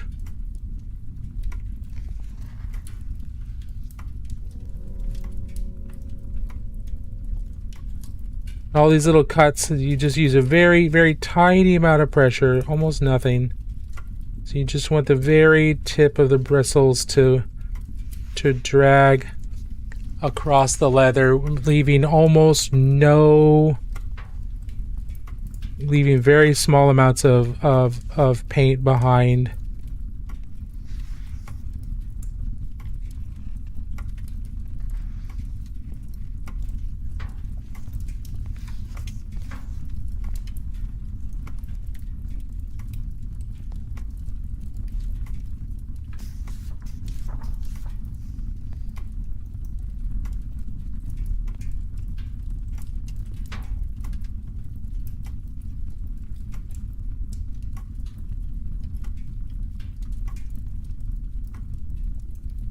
Thank you all so much for the likes, the follows, the gifts. Really appreciate it. All those likes and the follows really tell the TikTok algorithm that this is a live that people might enjoy, so it pushes it out to more people, and then we get to answer more questions and hopefully encourage and inspire more and more miniature painters, because that's the goal. That's the goal of this. It's not for me to show off what I'm doing. I am taking you on my journey of becoming a better painter, but the goal is to encourage. The goal is to encourage and maybe do a little bit of education here and there for people who want some feedback or want some tips. That's the goal. That's the priority. I don't do this for a living, and I don't want to do this for a living, frankly.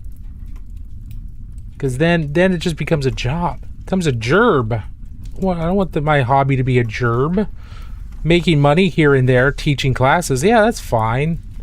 That's cool. It means I get to go to more conventions and things like that, but I don't want to do this as a gerb. I want to keep this as a relaxation, as fun.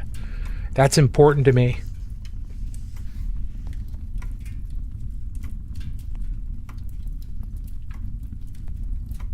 So I appreciate all y'all sticking around, hanging out, whether you're asking questions or you're just lurking. No matter what platform you're on, I appreciate you being here. You make it worth it. Velvet Knight, I'm on multiple platforms. So I'm on TikTok, I'm on Twitch, I'm on Instagram, I'm on YouTube as well. I have yet to figure out how to do Instagram at the same time, but I am on multiple platforms. So you are on Twitch. Yeah, I mean, Twitch doesn't have an algorithm. Twitch doesn't doesn't push people, doesn't push the stream to new people. So it's really hard for new people to find stuff on Twitch, whereas other platforms do a much, much better job of surfacing streams like this to new people. So, you know, do multi-streaming's kind of the way to go, in my opinion. Twitch is just not good enough anymore.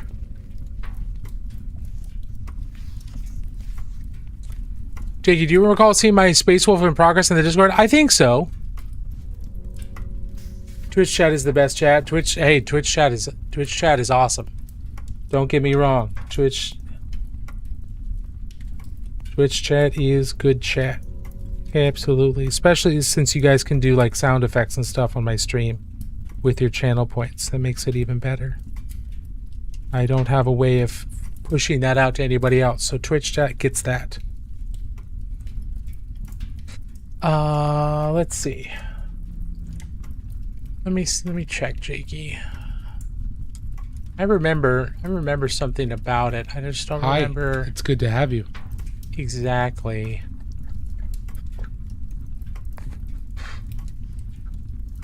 Was this guy, did you put him in works in progress or did you put him in completed? I'm scrolling back and I'm trying to find him.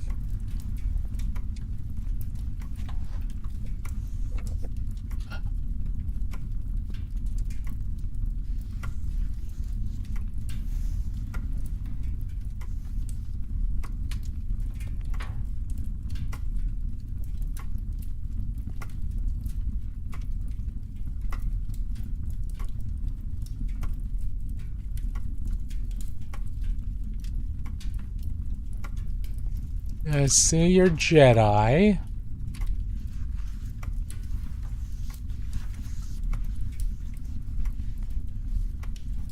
Which looked really cool, by the way.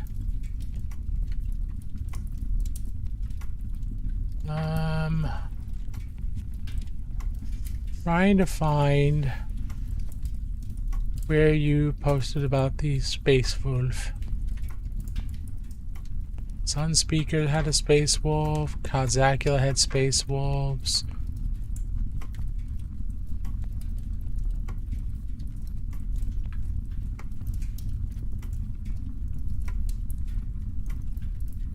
Sorry, JK, I can't find it.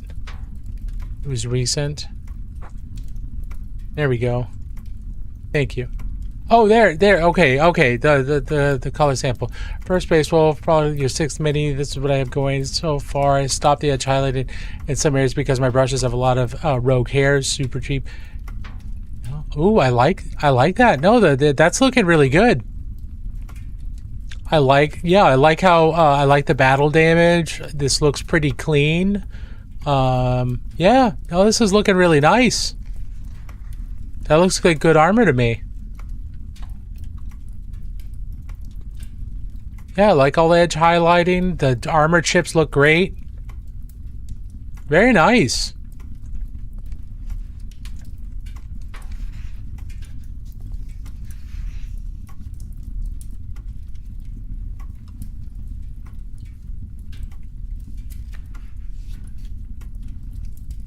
No, it's not the best, but I'm proud. You should be proud of that.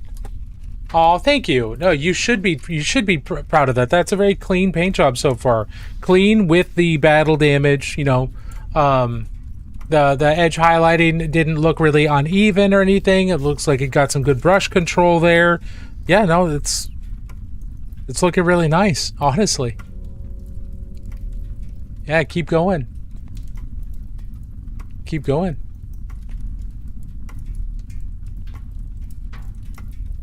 That's really the only way to get over the fear of painting is to paint, you know?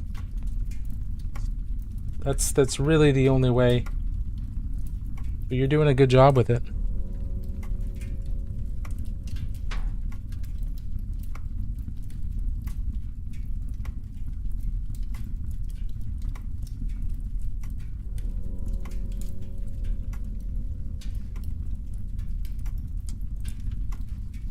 I kind of want this to fade out into some dark here.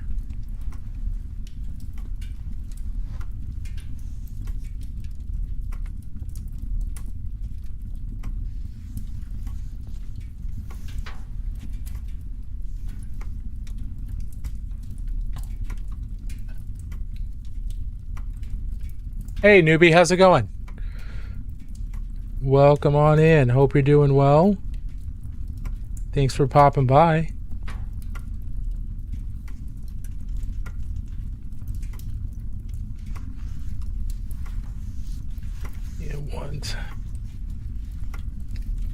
I know up here needs to be in highlight because there's a reflection here and that's going to radiate there, and there should be a reflection in here that's going to radiate out a little bit. I do want to soften this a little bit because it's not going to be direct light there, but I also don't want to lose this shape, the shape of the red too much, but I do want it to reflect the lighting situation. I don't want it to be flat. It's very easy to cause things to look flat if you don't add in shadow and everything to it, but it can be difficult to keep straight. So I'm just fading that out a little bit to try and make it look a little bit more dynamic. Can I show it on stream? Can I show what on stream? Oh, the Space Wolf? Jakey Space Wolf?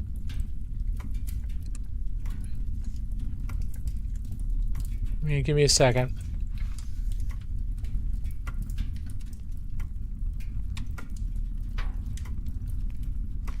Come on, load.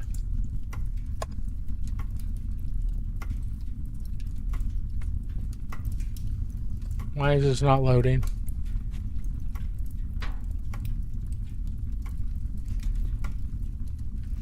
There we go. Okay, here we go. Let's take a look at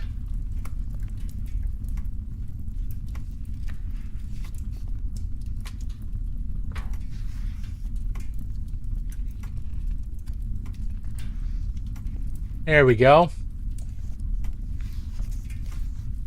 Oops.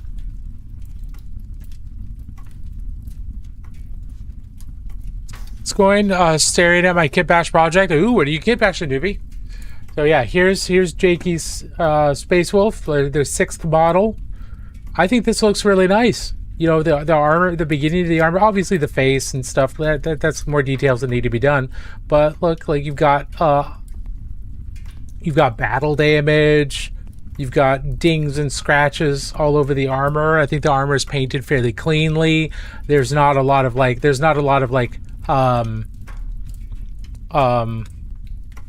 blotchiness to the armor. The armor looks like it started out in a nice solid gray blue, right? Like it's not blotchy, it's not patchy. There's not a lot of brush strokes. But then over that started doing edge highlights and then started doing the chipping effects, and that gives it that distressed look. So this is looking nice. I like this a lot.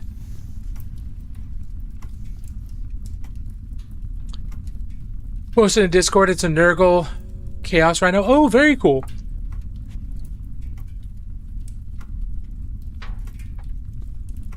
Yeah. No, I think that looks great. So let's pop this over here. I need to see how much time we've got before the next I'm gonna snooze to give us some more time, and then we're gonna look at Newbie's Nurgle Rhino.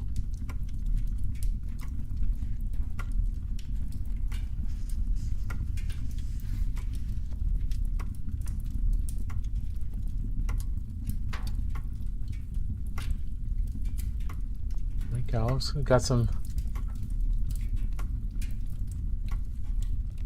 Oh, I like that. It's growing up out of the hatches. Got our Havoc launcher, our Combi Flamer. Got some cool tentacles. Mouths growing out of the headlights. This is looking cool. This is going to be awesome. I like all these Chaos Spawn and other Nurgly demon bits popping out. I think that's cool. Like these tentacles coming out of the door. I think that looks great.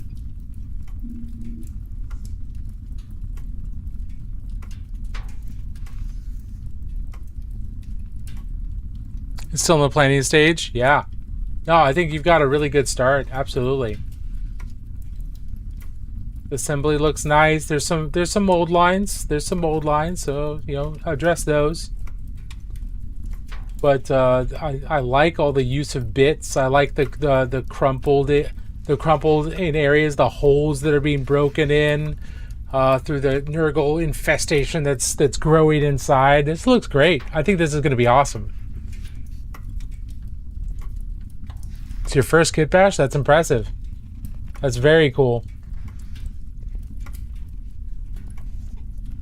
Oh, excuse me. Yeah, look, I'm looking forward to seeing what this looks like when it's done. It's gonna be cool. Thanks for sharing that. For those of you who don't know, we do a community spotlight every Friday. So if you, between now and then, if you do any work on any of your projects or anything like that, or if you complete any projects, you can add your completed or your more advanced work or the stuff you've been doing. You can add those to the proper channels in Discord, and we will take a look at those on Friday and show your work off to the rest of the community, whether they're in Discord or not. Otherwise, you know, if they're in Discord, they can take a look at it anytime. But we like to kind of brag on the community members on every Friday and just kind of show, hey, this is the kind of cool stuff our community's been working on. So just to encourage people. There's no unsolicited feedback. So, you know, if you see somebody post in the Discord, if they want feedback, they'll say they want feedback, and then feel free to give feedback, but please don't try to stay away from giving unsolicited feedback. It's not something I want this community to do very much. If people are specifically asking for feedback, then feel free. But if they do not explicitly ask for feedback, please don't. Sometimes people just want to feel good about the thing they've been working on, and they don't want to hear someone else's opinion on what they could have done better. So, you know, just try to keep that in mind. What do we call this flavor of Space Marine? This is a Wolf Spear. This is a Wolf Spear Space Marine. It was created by Roboute Guilliman out of the Unnumbered Suns. And, yeah. It is a Primaris only Space Marine chapter. It's been around for a short amount of time.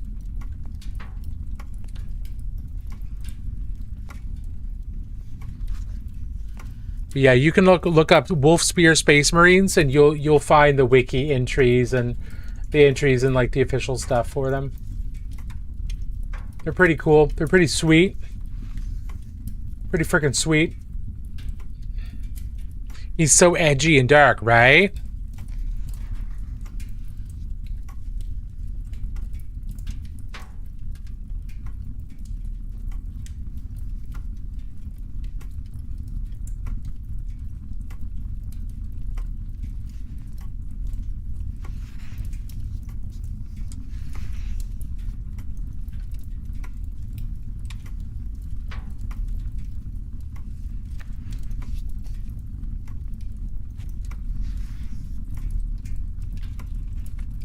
Almost got into Warhammer, but I picked D&D minis instead. Hey, nothing wrong with that.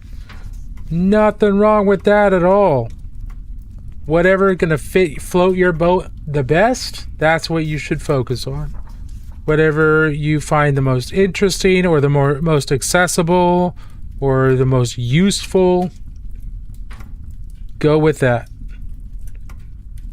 Only reason I don't do very many D&D minis is just because my D&D group doesn't meet physically. Because one of our members is down in Argentina, so it's kind of, you know, she's not going to fly up every other week or whatever. So we meet in Discord. and other members during COVID, they moved and stuff like that. So meeting physically is very difficult for the entire team.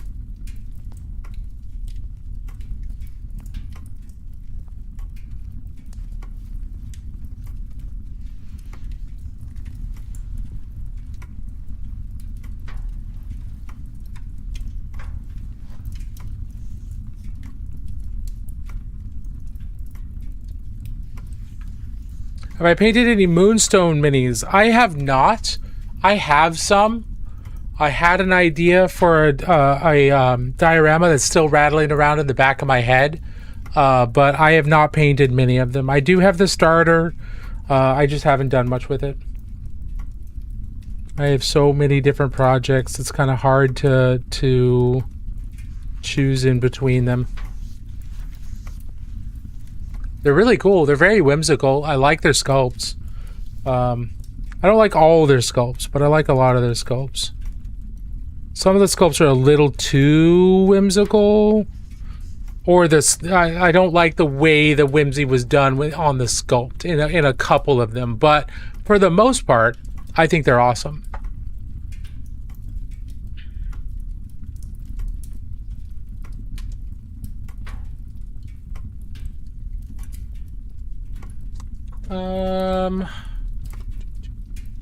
Okay, we've got a break coming up in about 3.5 minutes.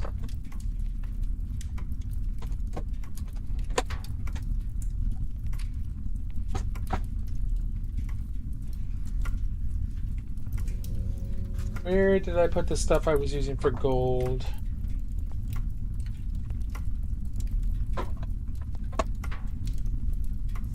Here we go.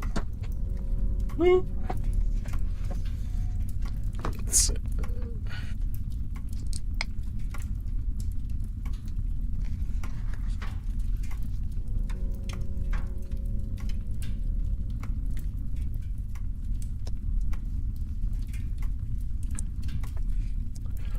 100% great looking sculpts. A few of them are different, a bit out there. Yeah, sometimes.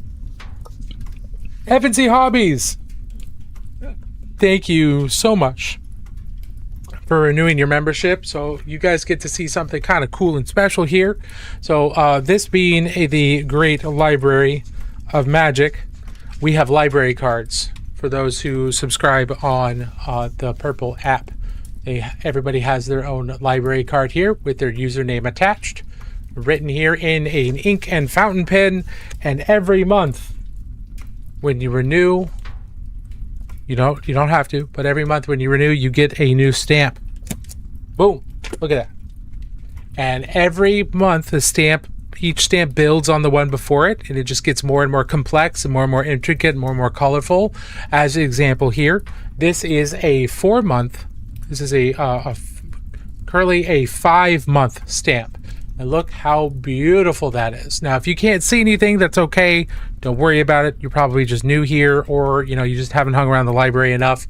These are magical stamps. Only wizards can see them. Wizards and students and people that have been exposed to magic can really see them. So just hang around. You don't have to do anything. Just chill out, relax, hang out, read a book, and you'll see them. You'll see them the next time, I promise. Just until then, it looks amazing.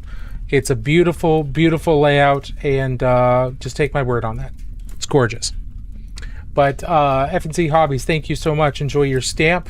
You are getting close to upgrading your hat color into the next level.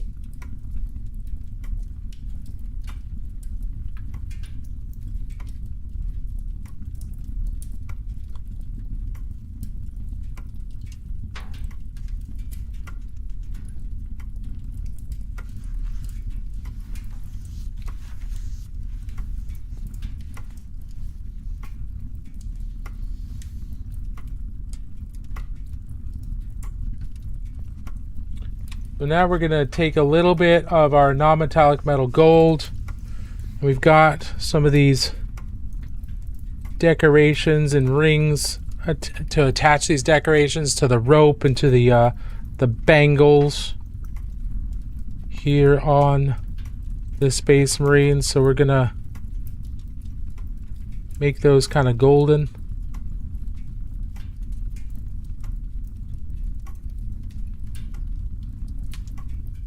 But also we have bolt shells here in the magazine. And we're going to do the same thing. We're going to get them kind of a nice gold color. Try to be very careful with it.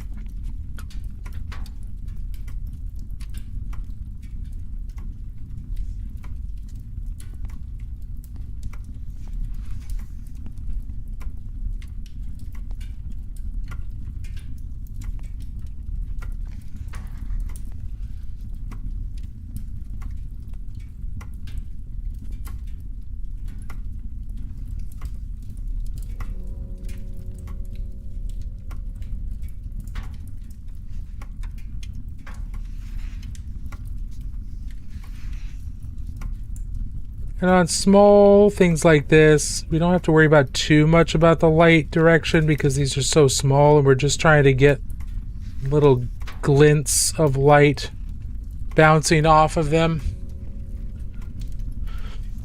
And on such small surfaces, it can be very difficult to get that to be super realistic. So we just kind of try to get a little bit in there.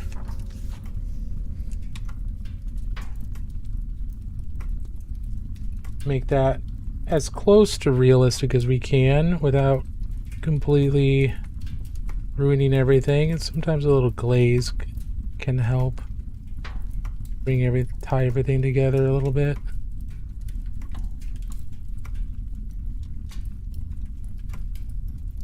Cool. There we go. Love the way that you do the guns. Oh, thank you. Appreciate that. Oh, we got a hype train going over on Twitch. FNC Hobbies, thank you so much for starting that off. Yeah, magic.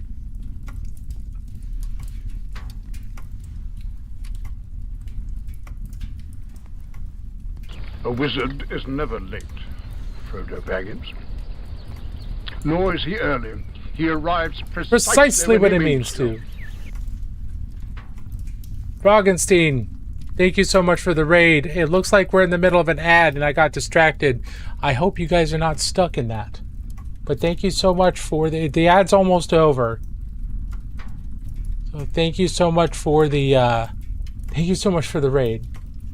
We'll see you here in just a second.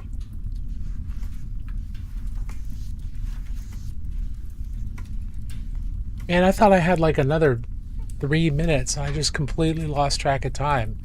I'm just not doing really well with the tracking of time this particular day. I'm losing track. I'm losing it, everybody. I'm losing my mind. I'm going crazy.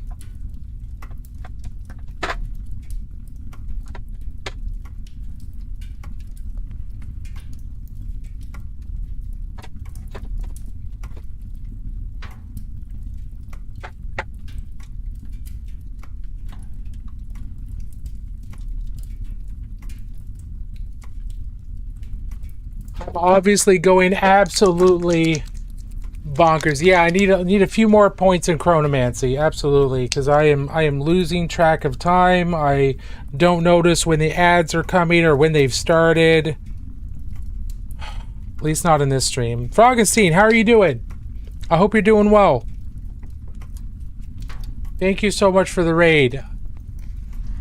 Welcome on, everyone, from Froggenstein's stream. We are working on a Wolf Spear Space Marine here, just kind of as a fun little project. Augustine, if you are still here, what were you doing? What was your stream? What were you working on? How'd it go? How are you? Welcome, welcome, welcome.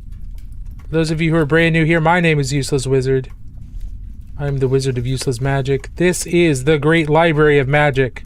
It is where I have been banished to by the Wizard School of Magic. They didn't like me teaching there because I'm a useless wizard.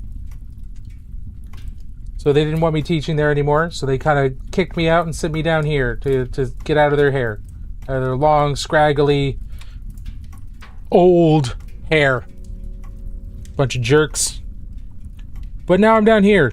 Now I'm down here where I get to keep students and visitors like yourselves company. We make sure the library is in good shape.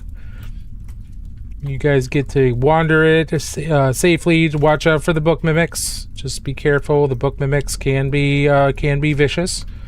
But you guys get to wander around, or you get to hang out in here in the study and just chill. We paint tiny plastic army people and have a good time.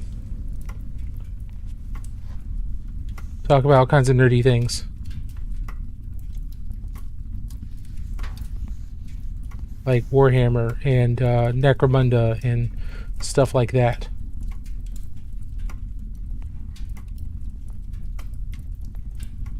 Yeah, man, was waiting for the ads to end, painting some Necromunda terrain. Oh, very cool. Little airbrush practice and see if you can hear it. See if you can hear it on stream. Oh, that's very nice. Cool. Hey, Woody Create, how are you doing? Cool color scheme. Thank you. This is a this is a wolf spear. It is a Space Wolf successor chapter created out of the Unnumbered Suns when the Primaris Marines were first sent out by under Guilliman's control and his command. There are lots of Primaris Marines that were not sent out to the various originating chapters or legions. So the ones that were left behind, or the ones that were not deployed to those, are called the Unnumbered Suns, and they fought in mixed groups. Groups made up of mixed gene seed until they were assigned to either their parent legion or they were assigned to a brand new chapter. And a lot of them were assigned to brand new chapters created by Guilliman specifically so that they have a place to go. And the Wolf Spears were one of those. Good, excellent. Glad to hear that.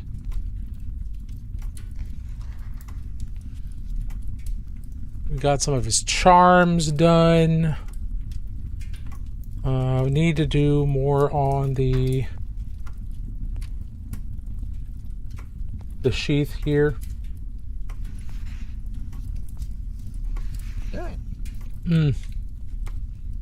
Excuse me, little burp. I'm gonna make the sheath here non-metallic gold. Which Necromunda terrain were you working on, Frogazine? Or yeah, which Necromunda terrain?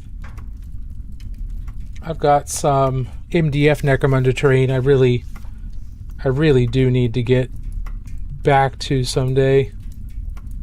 Had it for a long time.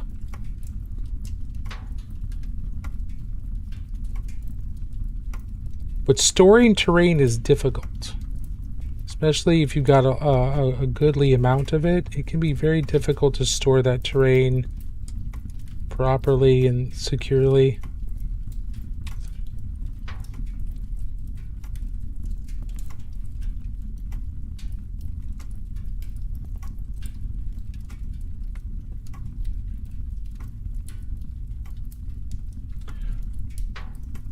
I have a question. Do you have any recommendations on painting models for a new beginner? Like what models to get for a beginner?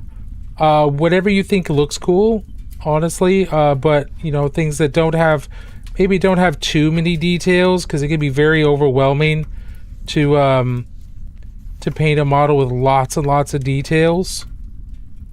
I think Space Marines are a good place to start, but also so are, you know, any models with like fantasy models with like armor, things like that.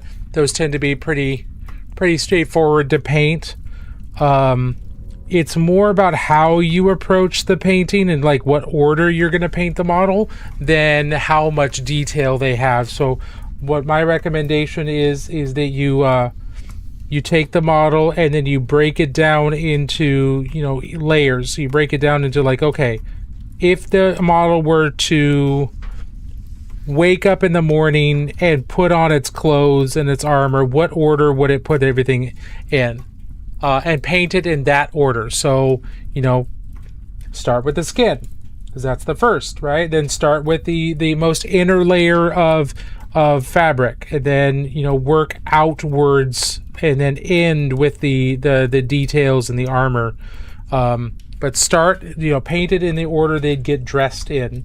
I think that's a really good way to systematize and approach just about any model.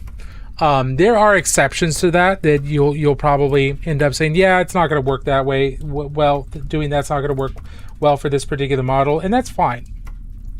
But this is a methodology that you can use to break down a new model into chunks that are easily handled, and it kind of gives you a way to take a model that might be kind of intimidating to paint at first, and break that down into simple to consume, simple to achieve steps, and that can help, especially when you're a new painter and everything seems kind of overwhelming.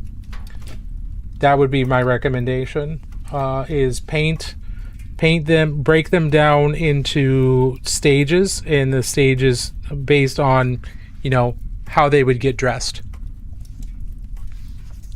Does that make sense? Because it's really easy to look at a model and just get really overwhelmed by all of the details they have and everything, and breaking it down into simple stages, simple steps, can make that a lot easier to deal with, in my experience. But that my experience isn't everyone's experience, so let me know if that makes sense or not. Yeah, it makes sense? Okay. How much is too much Agrax Earthshade? Oh, I don't know what too much Agrax Earthshade Welcome means. to the Great Library. Yeah, some Zone Mortalis prints from Print Minis. I have done a tea shop and a burger shop. This is a Rogue DOS station. Oh, that's really cool. Very cool, Froggenstein. That's awesome. Evan Z Hobbies. I like to print mini stuff, like the muck truck for this month's tribe. And yeah, nice. Working on some Flesh Forge gangs for an upcoming campaign. Oh, very cool. What do y'all think of the small little preview we got of the new sculpts for Escher and Goliath? I don't think I've seen enough to really have a conclusion, but they look cool, but they also just look like Escher and Goliath to me. They don't look super different. I'm not sure they're supposed to be, but thought it was interesting that they choose to do Escher and Goliath again as the starter.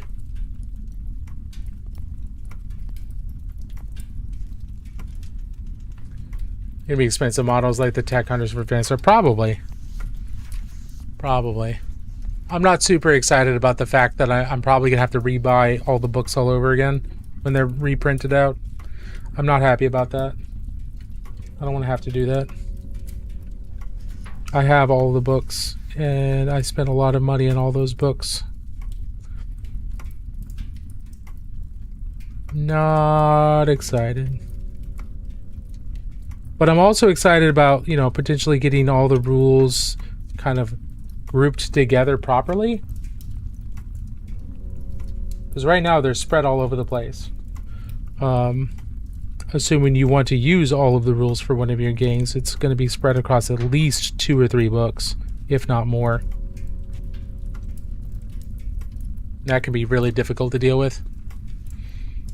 What do you paint from? A wet palette, standard palette, or something else? I paint from a wet palette. Spear Sigma.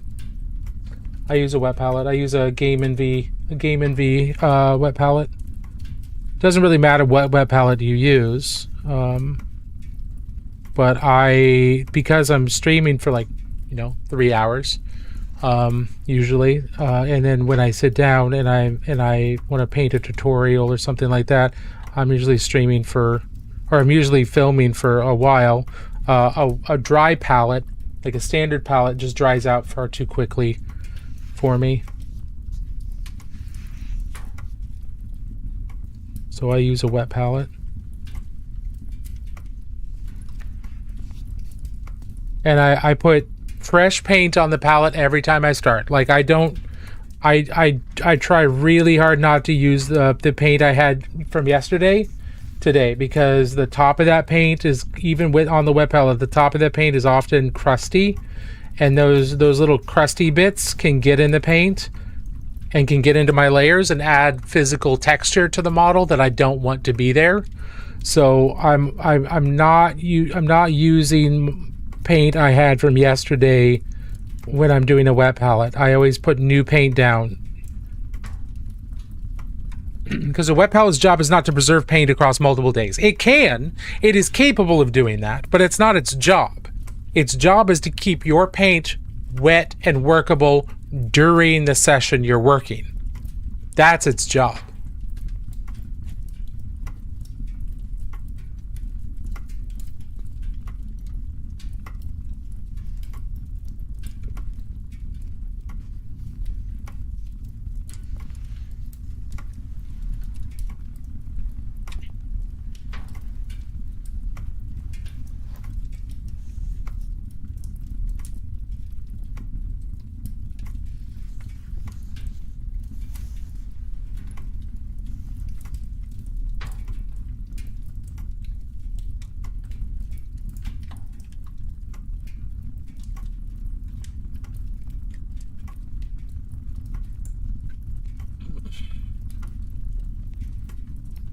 It looks nice. I'm interested in seeing what has been streamlined. I'm just getting into Necromunda now, so I haven't learned all the rules yet. According to Chubby, it's only 2 books to cover all.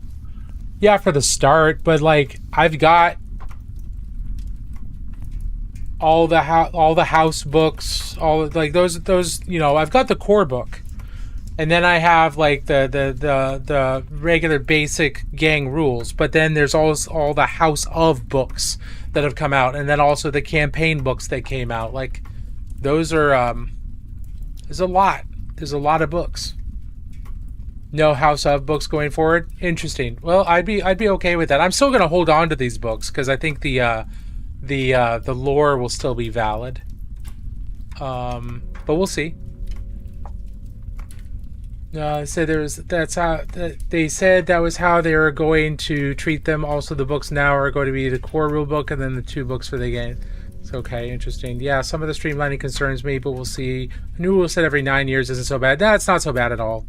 So I bought the main book in 2003 and did digital for all the rest. Oh, for sure. Oh, yeah, that's the lore and the artwork. Yeah, the lore and the artwork is going to be great. Holding on to that stuff, but it still stinks because it takes up a good half of one of the shelves on my bookshelf. And do I have an example here nearby? But like to keep the you know how in your D&D books or those types of hardcover books, like the edges, the corners of the front page and the back page, they get dinged up.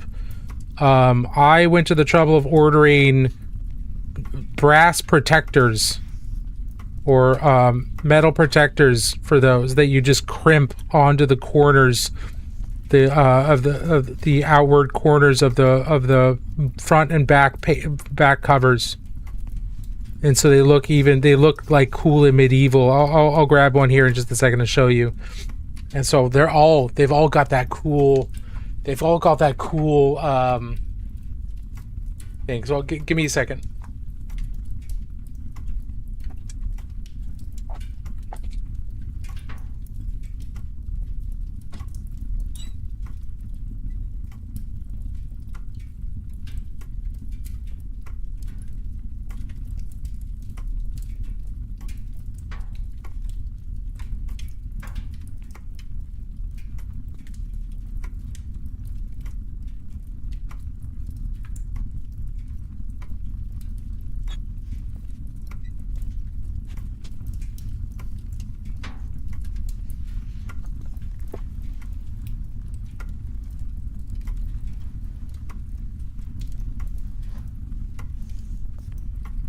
So here's one of the books, and you can see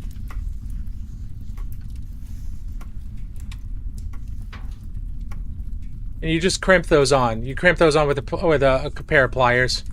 They're pretty easy to put on. I got like a bunch of them off of Amazon, and I went with the brass color. But it makes them look really cool. But it protects that corner, and that corner always gets dinged up on my RPG books and things like that. So, and I just thought it makes them just look more badass.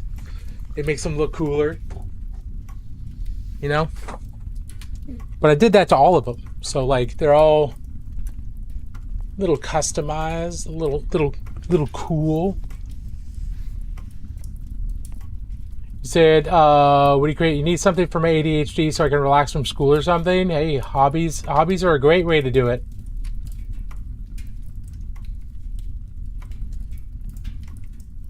Whatever that hobby is, painting or reading, or there's all kinds of stuff. I know that when I was in college, I had such a hard time reading for myself because I was an English lit and philosophy major. So like everything I was doing was just read.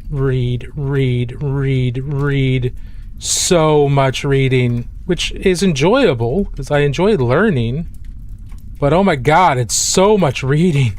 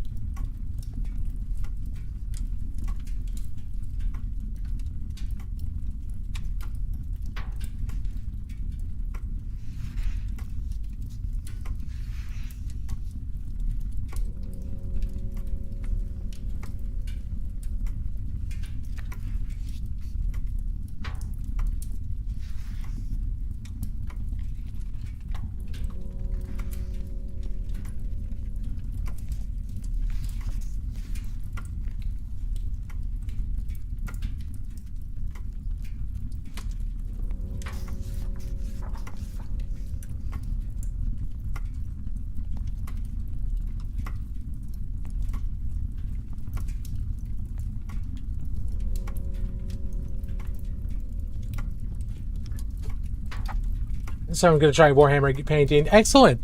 Warhammer painting is a great way to do it, in my opinion, my experience. I hope you find it engaging. Yeah, it does not.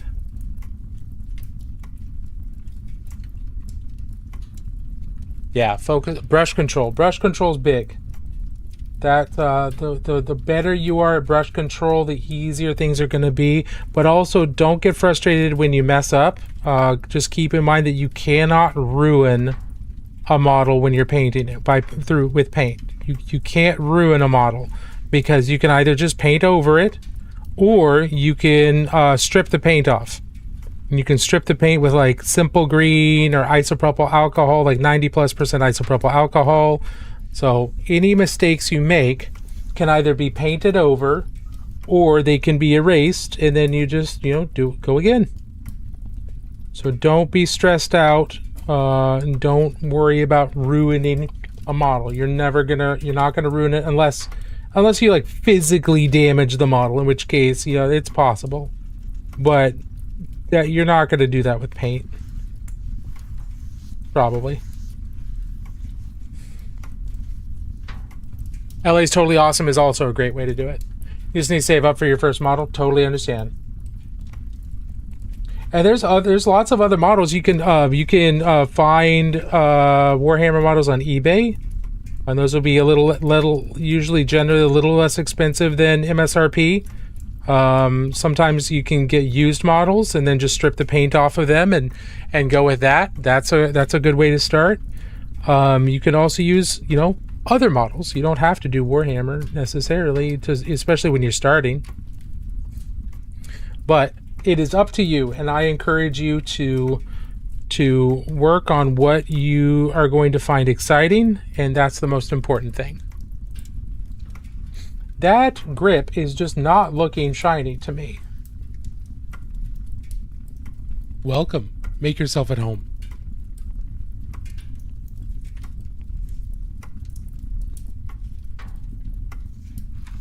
You have Warhammer paints and models. Perfect. Spirit Singer, thank you so much for the follow. And Woody Create, thank you for the follow 12 minutes ago. I appreciate both of you. Welcome to the Great Library. Grab a book, settle down, enjoy yourself, or feel free to pop a squat and join the discussion. Whatever you choose to do, I'm happy you're here. Either way. Glad you made it.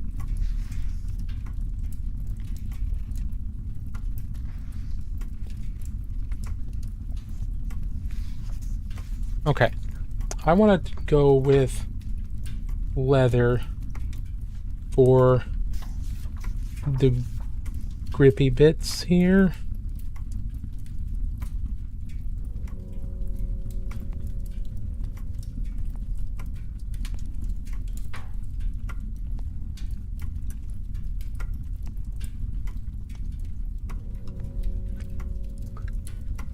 Move to the better chat to not scroll TikTok. Oh, I got you, Spear.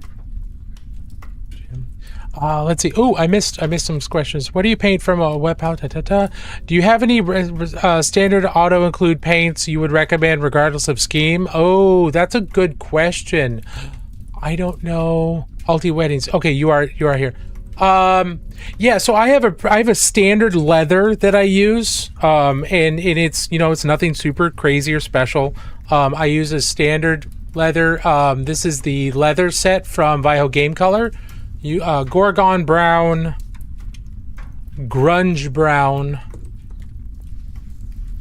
parasite brown, and then sunset orange. So if something's got a standard leather, and I'm not really thinking about like a black leather or anything like that, it's just something that I want a kind of a standard veg tan, orangey, warm leather, then those are the colors that I use for that, regardless of the rest of the color scheme.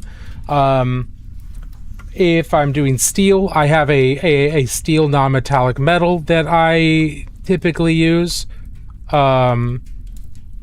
unless I need to do some other form of metal or some other, maybe I want a colder steel or a warmer steel for some reason, then I'll do that. But yeah, generally I have some standard paints that I use for certain standardized materials, but it's certainly not necessary. My girlfriend and I are going to try and save up money so we can get the 11th edition starter. Oh, very cool. Very cool, Nerdy. That's awesome. Which side are you going to do? Which side is your girlfriend going to do? Let me guess. She's going to do orcs. Because for some reason, the ladies love an orc. And I was like, I can't blame them. Orcs are cool. But that's my guess.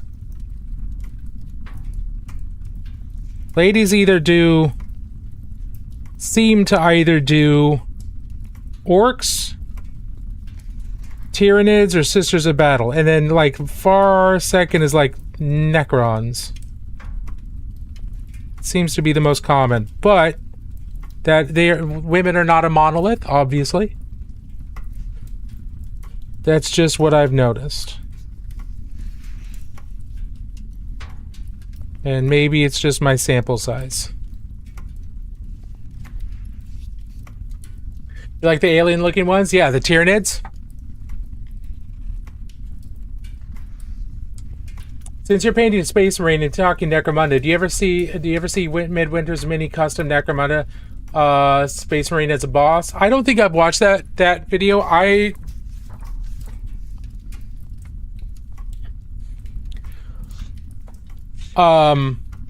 used to watch Midwinter minis a whole lot. I don't really watch them anymore. There's a lot of creators who you just kind of like stop watching because maybe they're just not serving the what you're looking for anymore, and that's happened to me with Midwinter and Squidmar, and a few others of just like, yeah, it's not really what I'm looking for anymore. But I have not watched the Space Marine boss one. I think that would be pretty cool though. A wizard would like to renew their membership. Throw in Ice Yellow and you'll have the perfect non-metallic gold. Yeah, so what I use for non-metallic gold right now is kind of a neutral non-metallic gold is dark umber, dark orange brown, and pale yellow, which is my equivalent, the Pro Acryl equivalent of Ice Yellow. But yeah, this could absolutely do a really warm non-metallic metal depending on what ratios you use. 100%.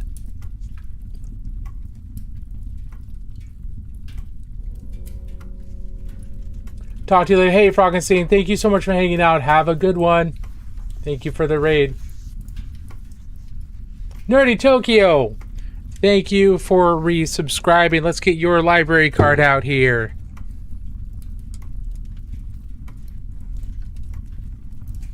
There it is. There it is. Here is your library card. Weep. Nerdy Tokyo. Okay, so let's get your stamp. 37 months in a streak. It's Welcome. amazing. Make yourself at home. Boom.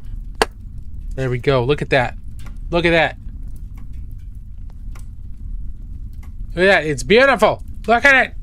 Look at it. It's gorgeous. If you guys can't see it, don't worry about it. It's a magical seal. It's a magical stamp. Maybe you can see it. No. If you can't see it, it's a magical stamp. Only wizards and people that are exposed to magic and study and exposed to magic can see it. So if you're new here and you can't see it, that's okay. Stick around. Just chill. You don't have to do anything. You will see it eventually. It'll fade in for you. But until then, just smile and nod. I promise it looks amazing.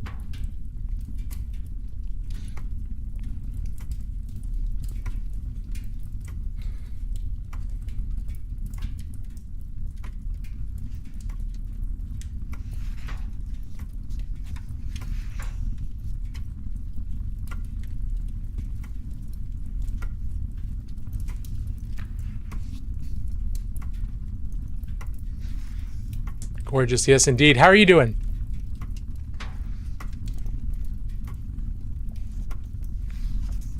One of the bristles came off in my mouth.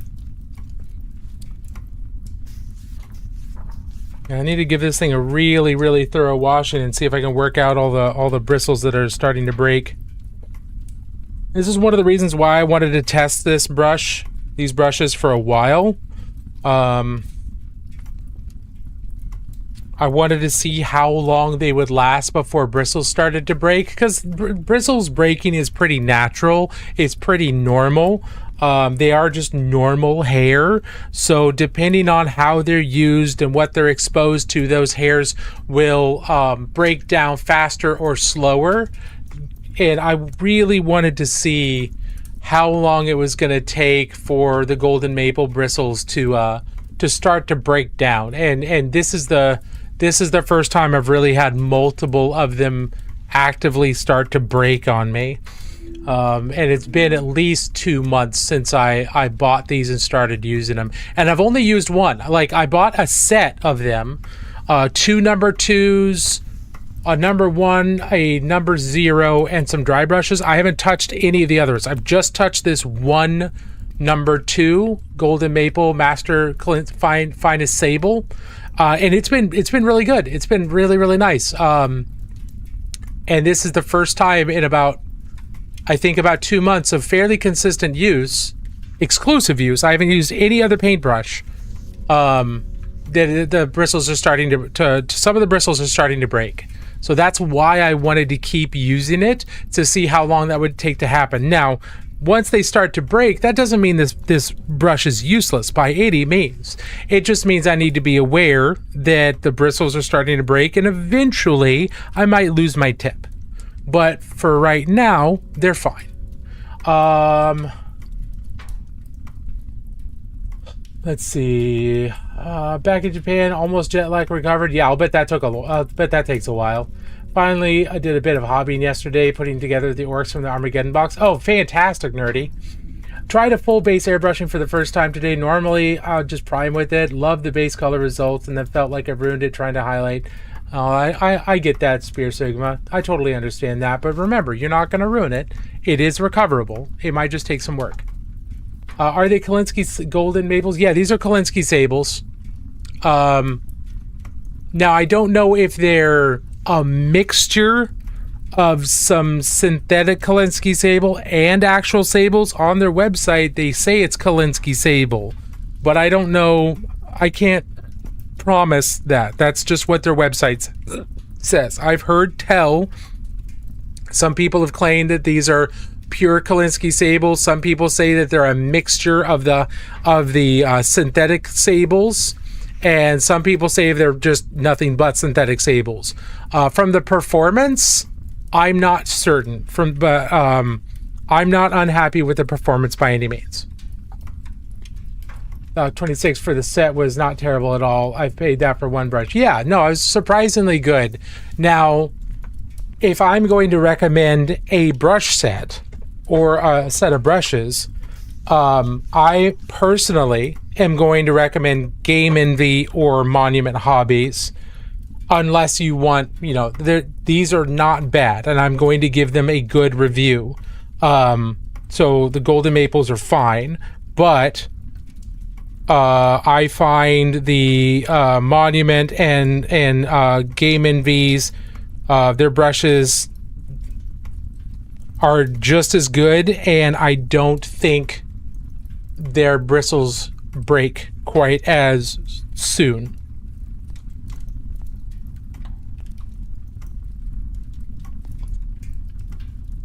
Yeah, I want to try the Fox Bite, but I also don't want to drop like $60 to $70 on a full set right now. I do want to try them out. I do have full plans of trying them out eventually.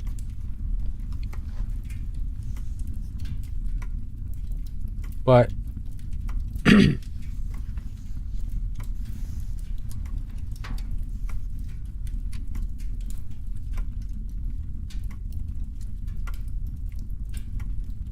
because I like keeping up on the different brushes.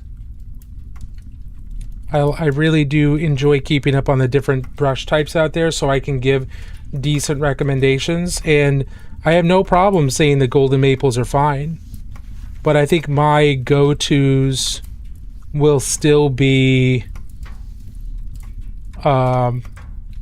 mostly Game Envy. I mean, there's a reason why I like working with them, because I like their products. I think they do a really good job.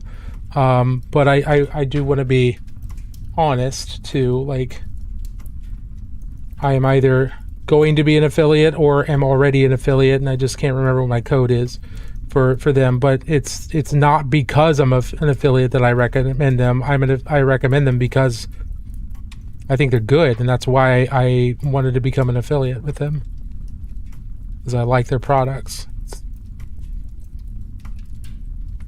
But I also want to be fair.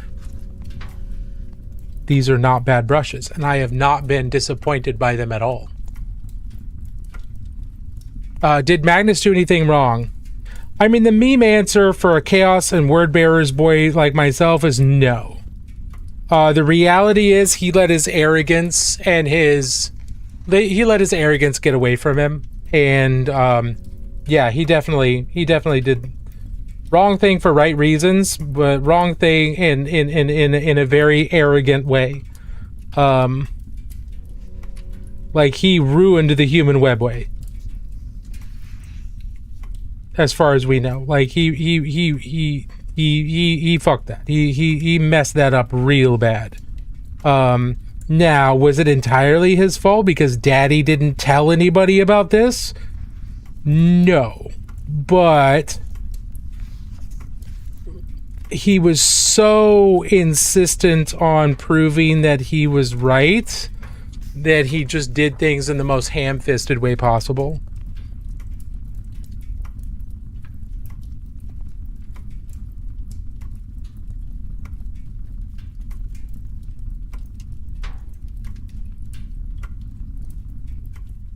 Hey, ACD Creations. Hey, AD Creations, how are you doing?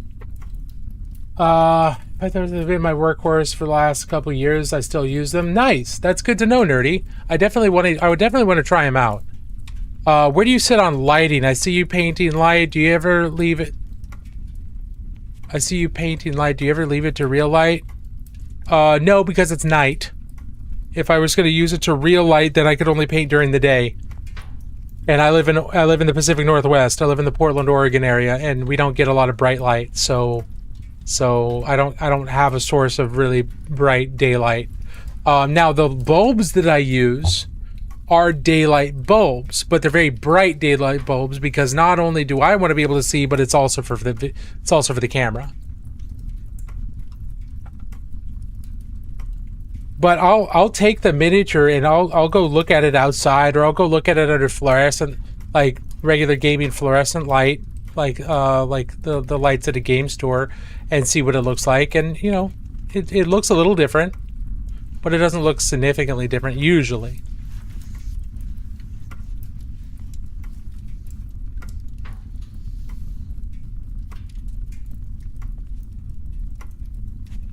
I guess what it means is, do you ever omit painting light? Oh, the lighting effects. Yeah, sometimes. Now the reason I'm doing this so much is because it's what I'm actively practicing, and it's actively what I'm trying to get good at. But do I do that for just regular? Like if I was just like, here's a Trench Crusade guy. And he's got true metallic metals. So I didn't do any non-metallic metal with him. And he's just painted as with standard highlighting from up top. Not any really strong light from other directions. So yeah, definitely do that for certain models. It really depends on the purpose of the model. If the model is just to have fun and just to like get something on the table, then yeah, I don't mess with a lot of light. But if I'm trying to push myself, or if I want this to, or especially if I'm doing this as display or even competition, then yeah, I'm doing directional lighting. But I'm doing this because it's something that I want to get better at. Does that make sense? They both look great. Thanks. I appreciate that. It looks really good, but I wonder if there's schools of thought about this. Yeah, there absolutely are. And it's not so much schools of thought, it's also how do you envision the material being? Because some people will paint Space Marine armor as if it's highly reflective, like it's almost metal-like. And, you know, that's one way to do it. And that would be even more reflective than what I'm doing. Other people will paint it as semi-reflective or glossy, and that can. I'm doing kind of reflective. It is reflective, but it's not like metal reflective.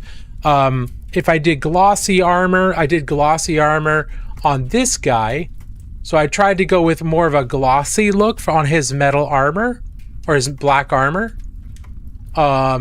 whereas other areas are like full-on metal. And then there's other people who will take a Space Marine and paint it as if it is ceramic, like it's a matte surface. And all of them can look really good. You can elevate all of them pretty well in a lot of different ways. But this is I'm just choosing to paint him this way because this is something that I am actively working on figuring out. Multi-point,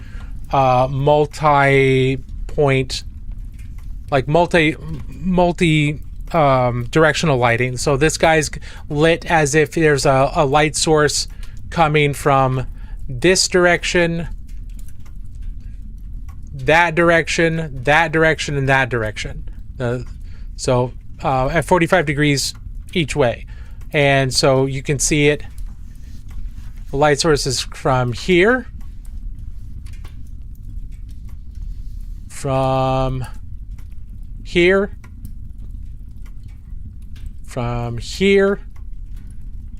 and from here. So those are the four directions of the light, and I'm doing that because it's something I'm practicing. Yo, do you play the game? I bought the Armageddon box set and I'm hearing it's bad for Templars. Is that true? I have no idea. They're cool models, but I haven't played the game since 7th.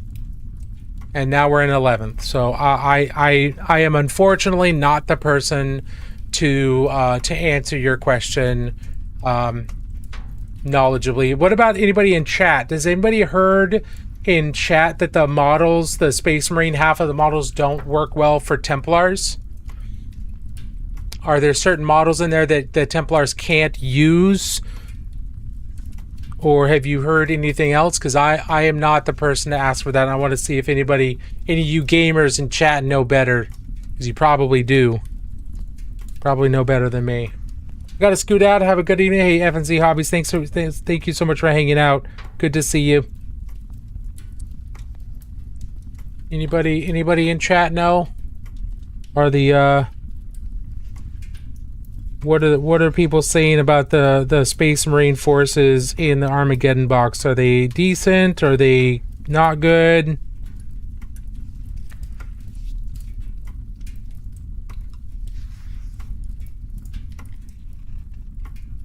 Looks like we don't have any answers. Sorry, Palsy.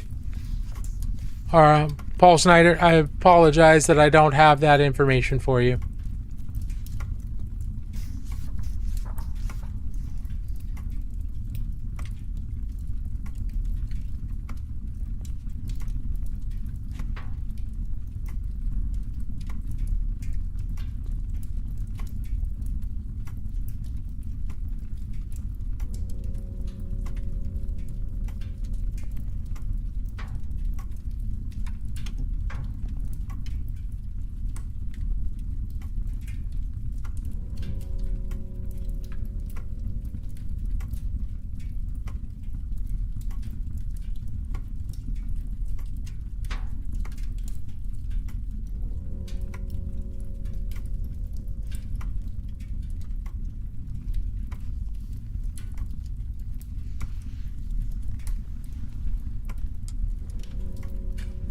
Rules and balance change. Get the models if you like them. Yeah, he was just asking for specifics on whether or not they were decent or not. But I'm more of your point of view is like, hey, the models look cool, so I'm gonna get them. I wish I didn't do that as often. I would not spend as much money.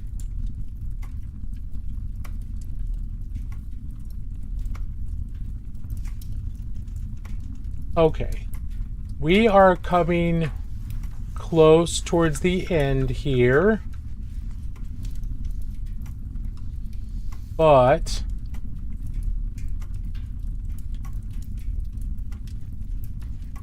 I want to add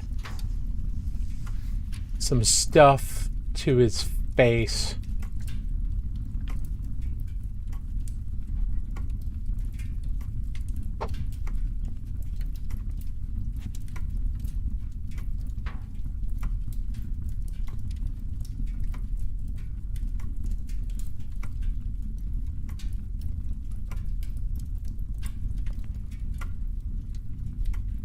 I'm going to try and keep this as close in as possible. As the wolf spears have a tendency to add some decorations to their stuff, and I want to make sure. Oh, that's not what I wanted to do. Why are you showing me this? Thank you. Jesus.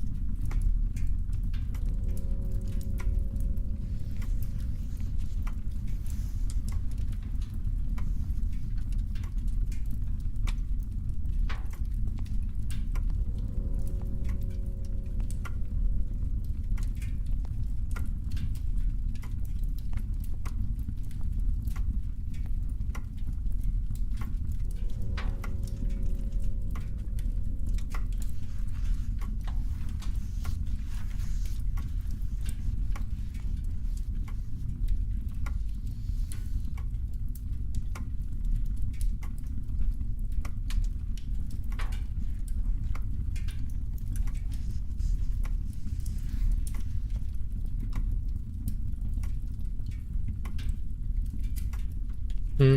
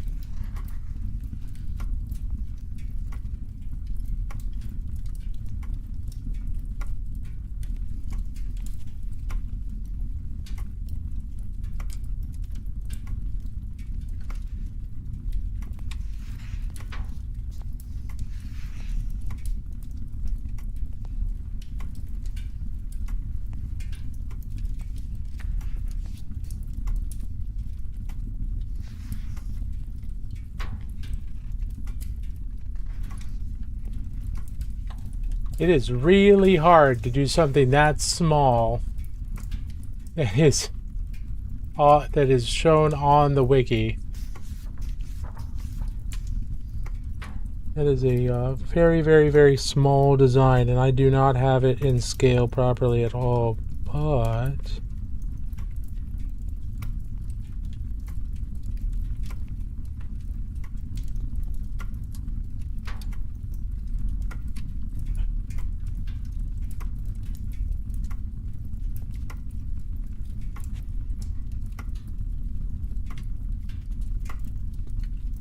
What is happening?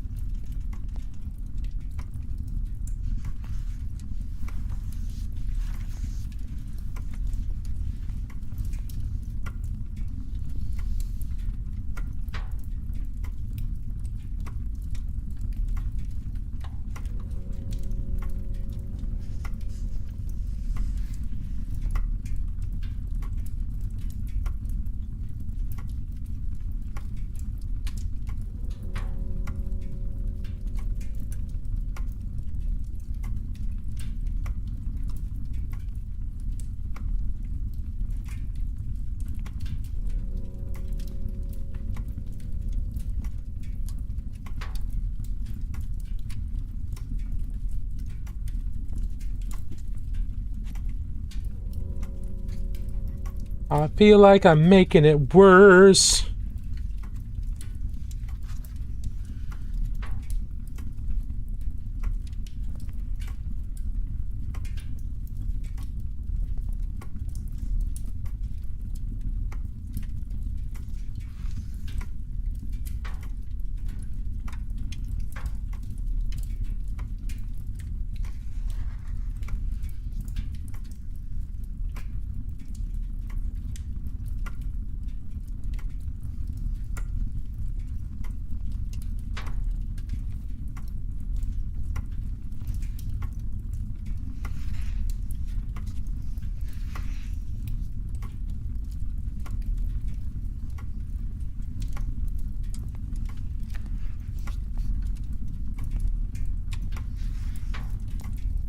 Man.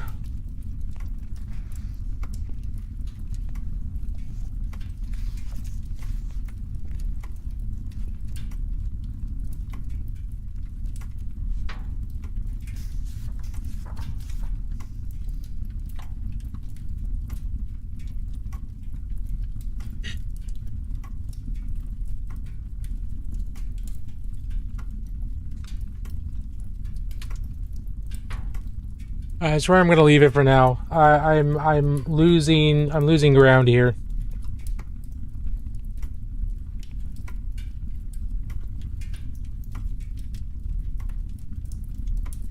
Like, it's more or less where I want it to be, but like it's not perfect enough. Not sharp enough, and I don't think I have the brush control and the flow control. Are you winning, Thotimus Prime? I'm doing all right, but I am running out of juice when it comes to this head decoration thing. This forehead. I should have gone with a simpler one, but I thought this one looked the coolest.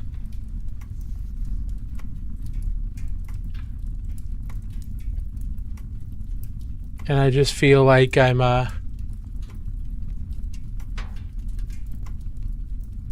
not getting it. So we're gonna leave it there.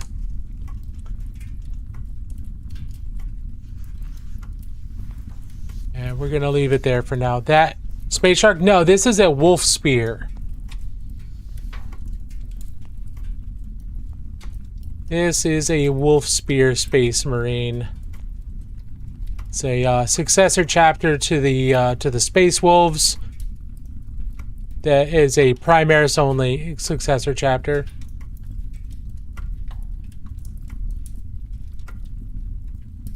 Yeah, I wanted to find, like, I built this guy as a Space Wolf because it was a Space Wolf like kit that I just had around. I think this is from a couple of Adepticons ago when they announced the Space Wolf Primaris kits, and they gave everybody a Space Wolf Primaris model at the GW preview, and yeah, I just never put them together. So, you know, now we're putting them together, and he's almost done. I think he's close. I just didn't want to paint a regular Space Marine. I didn't want to paint a regular Space Wolf. I just didn't feel like painting a regular Space Wolf. So I was like, all right, show me the successors, and then this one looked really cool. So.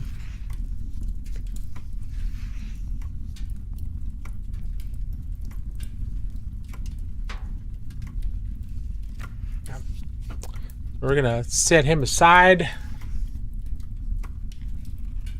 and we are going to go. We're gonna call it there for tonight. So we've been going for a little over 3 hours, and I am pooped. Thank you all for being here tonight. I very much appreciate it. We should be back on Friday with a. We'll be back on Friday with finishing this guy up probably, and then also doing our community spotlight. Yeah, so our community spotlight is where people can post their works in progress or their completed miniatures in our Discord over between now and Friday, and then on Friday we just look at what everybody's been working on, and just show off, let people show off a little bit. We don't do any kind of unsolicited feedback or anything like that. So if you don't, if you're not looking for feedback, that's okay. Just post your stuff. We'll take a look at it. We'll tell you what we like about it. If you do want feedback, do include that as part of your post, because we don't do unsolicited feedback otherwise. But yeah, if you want to show off what you've been working on, would love to have you do that. The link to the Discord is in my profile, and you feel free to. It's in my linked tree in my profile. Love to have you there. I do try to post on TikTok every single weekday something, so keep an eye out there as well. I'm going to be pushing more stuff to Reels as well. I'm doing more, working on a few more non-metallic metal recipe videos, like this one I just released a few days ago last week on pink non-metallic metal. So So go ahead and check those out. And then, yeah, thanks for being here tonight. I very much appreciate it. Twitch, we're going to go raid off to somebody and share the hobby love over here on Twitch and YouTube. YouTube, we're going to go ahead and end there. And then TikTok, we're going to close things off there as well.